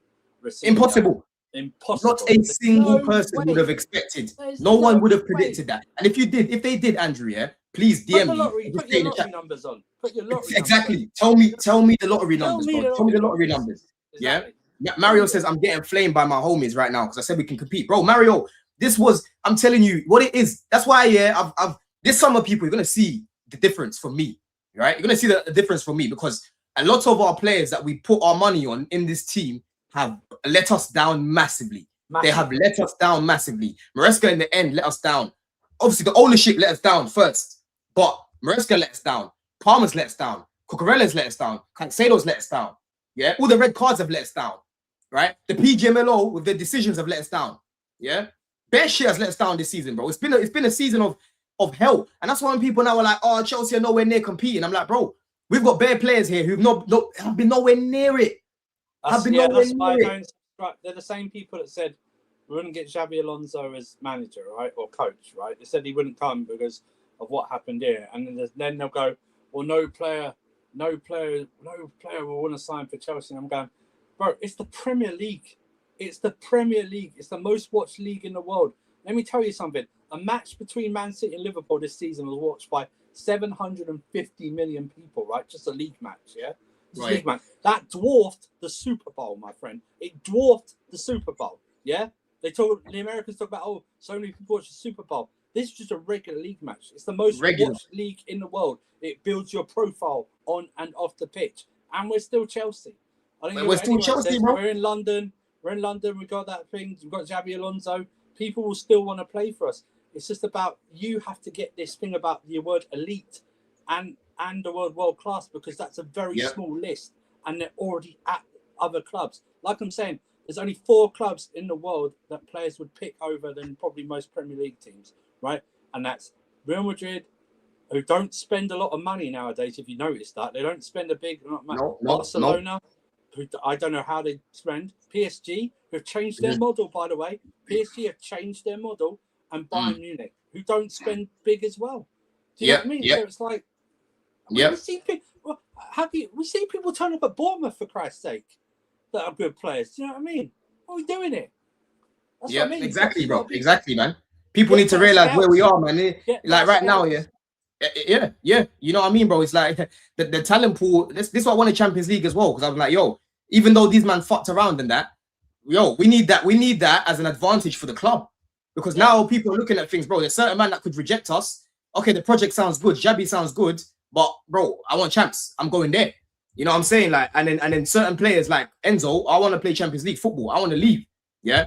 This is the first time, this because everyone knows this Cave guy. Everyone knows Cave has some serious blue coal links, bro. Serious links. Now, people, let's get this right. I'm not saying I believe what they're saying because I'll believe it when I see What it. are they saying? I can't see it. What are they saying? Let me zoom in. I'll believe it when I see it, right?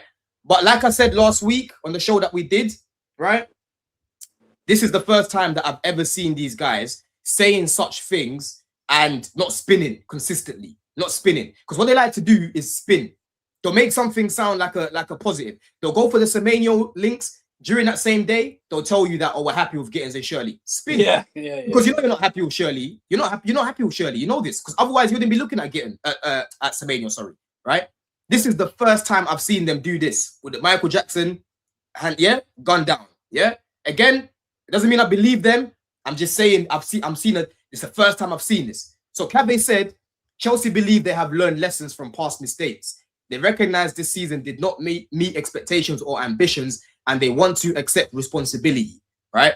When do you ever know these guys talking about responsibility, accountability? I've done shows with the Mandem. Everyone here, we know they don't take accountability for nothing because that's one of the things we hate them for, bro. They don't take accountability for nothing, right? That's so great. This is the first time I'm seeing this. This is the first time I'm seeing this, Andrew. Yeah. And then he says here, the ownership and leadership understand support of frustration. Alonso will work extremely closely with the sporting directors in the summer. And that's where I give man praise. I went to the protest, people that were putting a lot of pressure. Yeah. I say, yo, big yourself up for doing that, bro. Because clearly the frustration from the supporters was loud and clear to see, bro. The media coverage, all the PR that was there. You know what I'm saying, broski? I understand what you're saying. It's, for me, though, the words have just run dry now. The well's run dry in the words. You know what I mean? It's all about action now. It is. You can do. I'm not. This isn't addressed to you. It's addressed to. I know. I'm just making it clear. People try to say otherwise. They'll click me up and say otherwise, bro. Go on, carry on. Like you said about recruitment, I think it's very important because if we get like the people, other players might see as the way we recruit. If we change our recruitment and the players we sign and go, hang on a minute, he's going there and they've got no Champions League football. They might go, hang on a minute, why is he's chosen to go there? Facts. You know, and because let's just face it, some of these players have the same agents. Do you know what I mean? And stuff like same that. Same circle of friends. They fix each other. They're talking. They're friends. They're in groups. They're internationals and stuff like that. Oh, how's the place? I know you're not in that, but how's it going? What have you heard from? What have you heard back from whoever and stuff like that? That's why I think it's very important. They like the first 3 signings under Alonso, what they look like. Do you know, in terms of like the stature of the player, the experience of the player, and the name of the player. Do you know what I mean? Facts. And you go, hang on a minute. He's especially if it's like someone who's left the club that's in Europe. Do you know what I mean? Do you know what I mean? I mean that would make a huge difference. Imagine like going, hang on a minute. Why have they left? They're in Europe. They got to, they're in Europe. Why is he? Why left? Why they're still going there? I know it's going back, but when we signed N'Golo Kante, we signed N'Golo Kante. We were out of Europe. No champs. Yeah. Leicester won the title, and he was going into the Champions League. He was going into the Champions League, people. You know what I mean? He was going there. It's like going, well, why would I do that? If you logically, you'd go, but I don't know. You've got a new coach coming in. I know it's Antonio Conte. You've got a new coach coming in. I've just won the title. I'm set up here. I've not played in the Champions League. I know it's Leicester, but I'm still going to give it a go. No one else is leaving, like a Vardy or a Mahrez or something like that. But I think that's why, and this isn't me backing them, by the way. Like I said, I'm still Blueco. I'm Blueco out for a very long time. Do you know what I mean? Oh, yeah, we all are. I'm like that. I'm like, you're going to have to do something spectacular. Like and having a good summer window isn't that. Do you know what I mean? That's repairing. That's part of repairing. Do you know what I mean? Yeah, we're gonna see it. We're going to see a lot more, bro. And Tenzino says Kroenke and them man changed after multiple protests. That and obviously they bought the club because they didn't own it 100% before, and then they ended up buying it, and then they changed, bro, because they were on some fuckery too. Like their recruitment was shit. And then they bring in Arteta. They let him build. Similar to what apparently these guys want to do with Alonso. They let him build, have the control. Build his team. I know they don't play the best football and that, but over the years, to be fair to them, they've changed their style. Sometimes they were attacking, like when they first competed, they were attacking. Saliba gets injured, they fall off, right? The mentality wasn't there either as well because they're quite inexperienced. Second season, bro. Second part of the season after Dubai, they were cooking. They were playing some good football, bro. And then last season, horrendous football with that squad. This season, we know what they're like this season. Most of the time, they've been very much let's not think about. Let's make sure we don't lose first. That's the main thing. Score first and make sure you just see it out, right? I keep telling people, bro, they've won 9 Premier League games, 1-0. Yeah, that is elite. That is what you call an elite defense. You go look at Chelsea. We have dropped over 20 points at home alone from winning positions. Yeah, that's what I kept saying. You give them Chalobah and Tosin, no matter how good their structure is, Raya don't look the same. Yeah, a lot of their team don't look the same. They concede more goals, bro. You know what I mean? So end of the day, like they've let Arteta build, they've let him build that stability at the back, which is what we need first. Minimum 7 out of 10s at the back, bro. I don't care if you're gonna give me 10 out of 10 one week, because if the following week you're gonna give me 2, bro, that's a joke thing. Give me guys who are just 7 out of 10 minimum. That's what Gary Cahill was, Andrew. Not flashy, just 7 out of 10 minimum. That's what I'm talking about. We haven't got a proper spine. Keep telling people that we've not got a proper spine. You know, we don't. And we don't have like we don't have enough, because if we had a spine, if you're missing one of those parts, and you can bring in like, obviously it's not going to be the same type of player because that's why they're not a starter. You know what I mean? But they're going to be something there that if they're there for like a game or 2, you don't miss that part of the spine. Do you know what I mean? Exactly, bro. It's like, that's what I mean. Because you look at Arteta, he started off with Leno in goal, then he went up to Ramsdale, if you remember. David Luiz. Then he went into Raya in goal. I mean, you know, he had like, I can't remember the right back before Ben White, and then he had was it Cedric? Cedric was still there, innit? Yeah, Cedric. Yeah, that's probably it. And then left. Yeah, Cedric. I remember he had I think Marino was still there at that time. Monreal, sorry, not Marino. Yeah, Monreal. I think Monreal. Must have been the left back. And I'm not saying we should wait 6 or 7 years. You can do it probably quicker. But what I'm saying is that the evolution of that Arsenal side is totally different, and he got rid of who he wanted to get rid of because it didn't. They didn't care. I mean, remember he signed Aubameyang to a new contract. Remember that before he got rid of him. He did. So and then he went, nah, not for me. That's where I'm at. That's where I'm at with Fofana. That's where I'm at with Fofana, bro. It's like, yo, nah, I've had enough. Yeah, and surely it's disgraceful, bro, because people again, like Terry the other day, try to bring up the whole thing about the centre backs and that, and I'm like, bro, I don't know. You lot are trying to undermine how important it is to have an elite centre back partnership, you know, because you go look at it. They're like, it's our whole team that defends. I'm like, bro, last season with Maresca, we had the 3rd best defense, yeah, because our structure was good, and we had Cole at the back, obviously helping Fofana and all of these things, right? We had a very good structure. Caicedo had a very good season as well, helping, right? Yeah. This season, bro, Arsenal have nearly 30 points on the board from winning 1-0, and they finished 33 points ahead of us. We have dropped over 20 points. How many games did we always change our centre backs? How many times did we change our centre backs? Andrew, I've already said it, bro. We have dropped over 20 points at home from winning. We were winning. There's no stability there. There's no like cohesion. There's no cohesion there or something like that. And that's because you were struggling to find a centre back partnership. Okay, that's fine, but you have to give them time to gel as well. Do you know what I mean? Even if you lose, you have to give them time to gel. You have to give them like a 5 to 10 game stretch. Do you know what I mean? To gel, to see what they can do. There's no consistency in his team, bro, and it's a mess. It's a mess. Keep changing in and out, and that's the heartbeat of your team. That's why Arsenal do well. You can that 3 at the back of Raya, Saliba and Gabriel are consistent. This means you can switch out the fullbacks here and there. Do you know what I mean? We did the opposite. We had the fullbacks that stayed consistent, and those 2 in the middle. Those 2 in the middle are so important, bro. Andrew, I've never growing up, bro. I never used to see Chelsea centre backs being subbed. Here, I see it every week. Why am I seeing? There's certain positions where I shouldn't be seeing you getting subbed on, unless it's an injury. Goalkeeper's one of them, and centre back is another one. I don't want to be seeing you coming on the pitch as a centre back, bro. Why? Yeah. Unless someone gets injured. Unless someone gets injured, bro. You should be playing centre back. You should be playing 90-minute games, bro. Even under Tuchel with the 3 at the back, right? It was hard. It was always Aspi, Thiago, and Rudiger, right? It was always them 3, right? Christensen here and there come in, but we were here and there as well. Here and there. Do you know what I mean? So, but it was mainly them 3 consistently with Mendy in goal.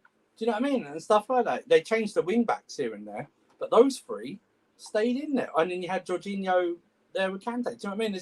It's a stable nucleus of the side. It's like when you have barring any injuries and suspension, when you have the best sides usually have anywhere from probably 6 to 8 players who continuously start every game. Do you know what I mean? Unless Bro, it's like you go through the league. You go through the league, yeah. Even if you go to Tottenham, bro. Tottenham have got problems, but usually it's Romero, Van de Ven at the back. Man City now it's been Guehi and Kusanov who've built a partnership. Arsenal, Gabriel Saliba. Man United, it was Maguire and Lisandro, right?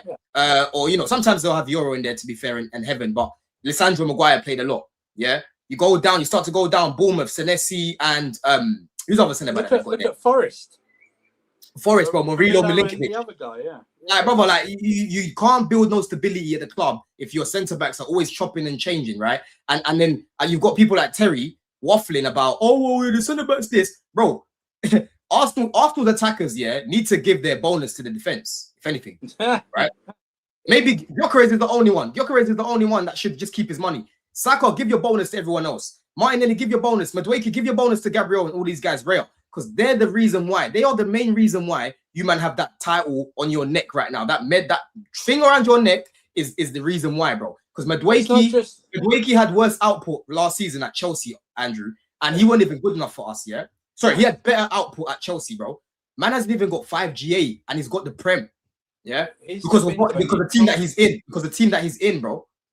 But I want to see, Don, you talked about them winning by 1 goal to 0. I want to see how many games they just won by 1 goal, whether it was like 2-1 or something like that, 3-2. I bet there's loads of games this season where they up by the 1 goal, whatever the score is, or they got a draw because of their defense. The defense keeps them in games. That's why you can't write them off for this Saturday, bro. Because I said this for so long. I've been saying this all season. Arsenal's defense keeps them in games, whereas with us, we can be good for 90% of the time, and then all it takes is a moment at the back, yeah, for Tosin to be sleeping or Gabriel to be sleeping. Sorry, not Gabriel. For Fana to be sleeping. You've dropped points now, bro. Whereas Arsenal, it's like, yo, yeah. I saw a mad thing. I think I even tried to save it the other day. Let me try to bring it up again. I saw this thing about how many minutes Arsenal have been behind this season, yeah, and it's mad. And that's why I keep saying this weekend we need PSG to score first, right? We need PSG to score first because now Arsenal gonna have to come out and they can't just sit back and defend, bro. Because if they just sit back and defend as a team, they might leave with something. Yeah, they might leave with something, bro. PSG need to score first because Arsenal in a lot of their games they score first, right? You go through their run into the final of the Champions League, bro. Most of those games they've scored first. Yeah, that's what happens. They score first and they see out the games. Chelsea first half of the season was scoring first but not seeing out the game. Second half of the season, we started to concede first. Yep. That's why Rasinia said, if you want to give yourself a chance of winning, you have to score first. And it's true. You do. You're conceding first. No, if you concede first, now every game, Andrew, you got to keep scoring 2 goals now.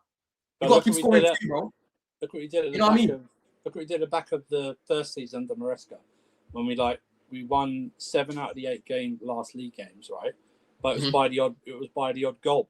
Because we short our defense. We short up the defense and we dropped about 10 to 15 yards deeper, so we could limit the shots on target of the players. And we won. We only lost to Newcastle because Jackson's flipping the elbow into someone's face.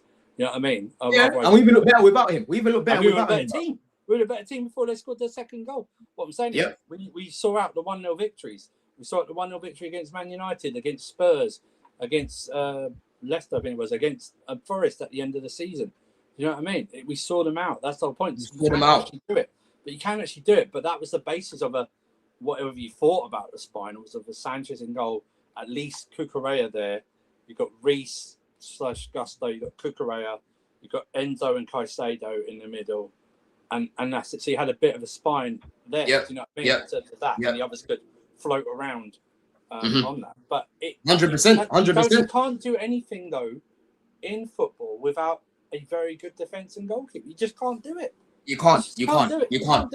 And that's why I always tell people. And they're like, oh, no, I know how good Ray has been, yeah, but people say to me all the time, oh, Ray, this at Chelsea. I'm like, bro, you put Ray in our team, Andrew. And these are the same people that will be saying, yo, clearly fumbled again, yeah. We could have got Donnarumma. That's what will be happening because he ain't got those 2 in front of him. Yeah, because Sanchez's shot stopper is not the problem.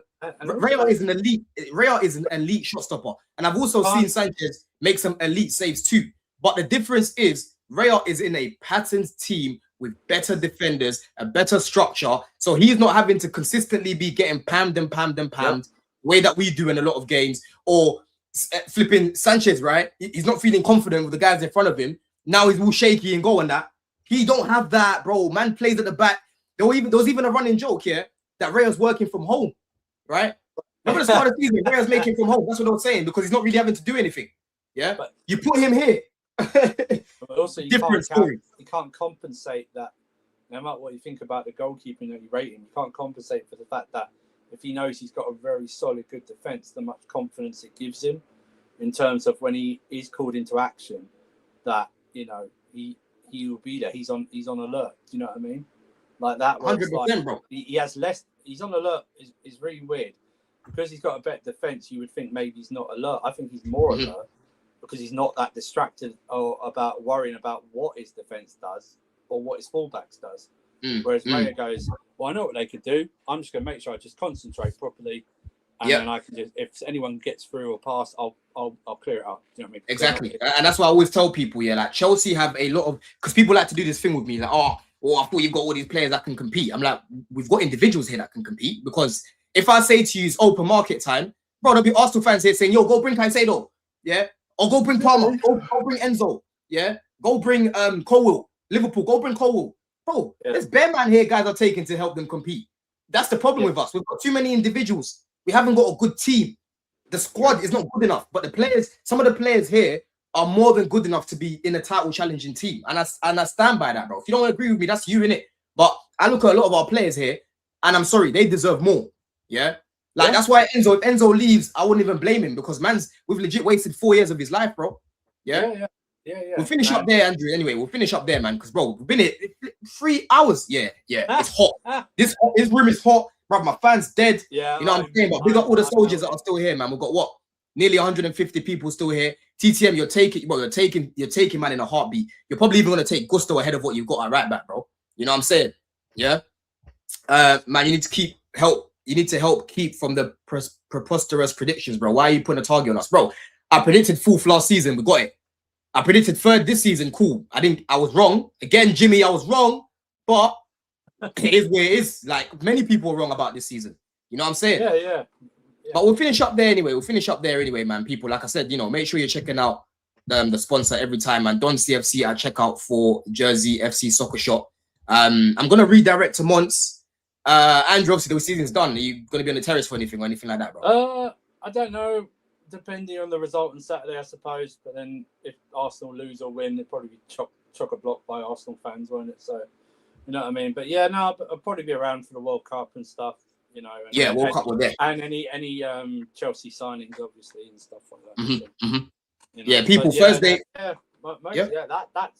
That's 2 weeks. Thursday, I think that starts.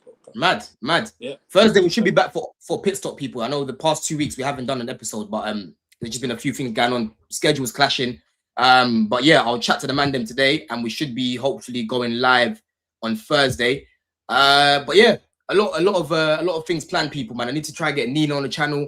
Mel, I'm gonna try and get Mel on here again as well. Alex, of course. Do more like one-to-ones and whatnot, people. But yeah, big up everyone, man. This is the longest Blue Diaries that we've done. 3 hours, 10 minutes, bro. I'm roasting in here. But go put a little Don raid in Monts' channel, people, in Monts' chat. They're doing a team of the season right now. Slot in. Slot in. Yeah, go put slot in. Love.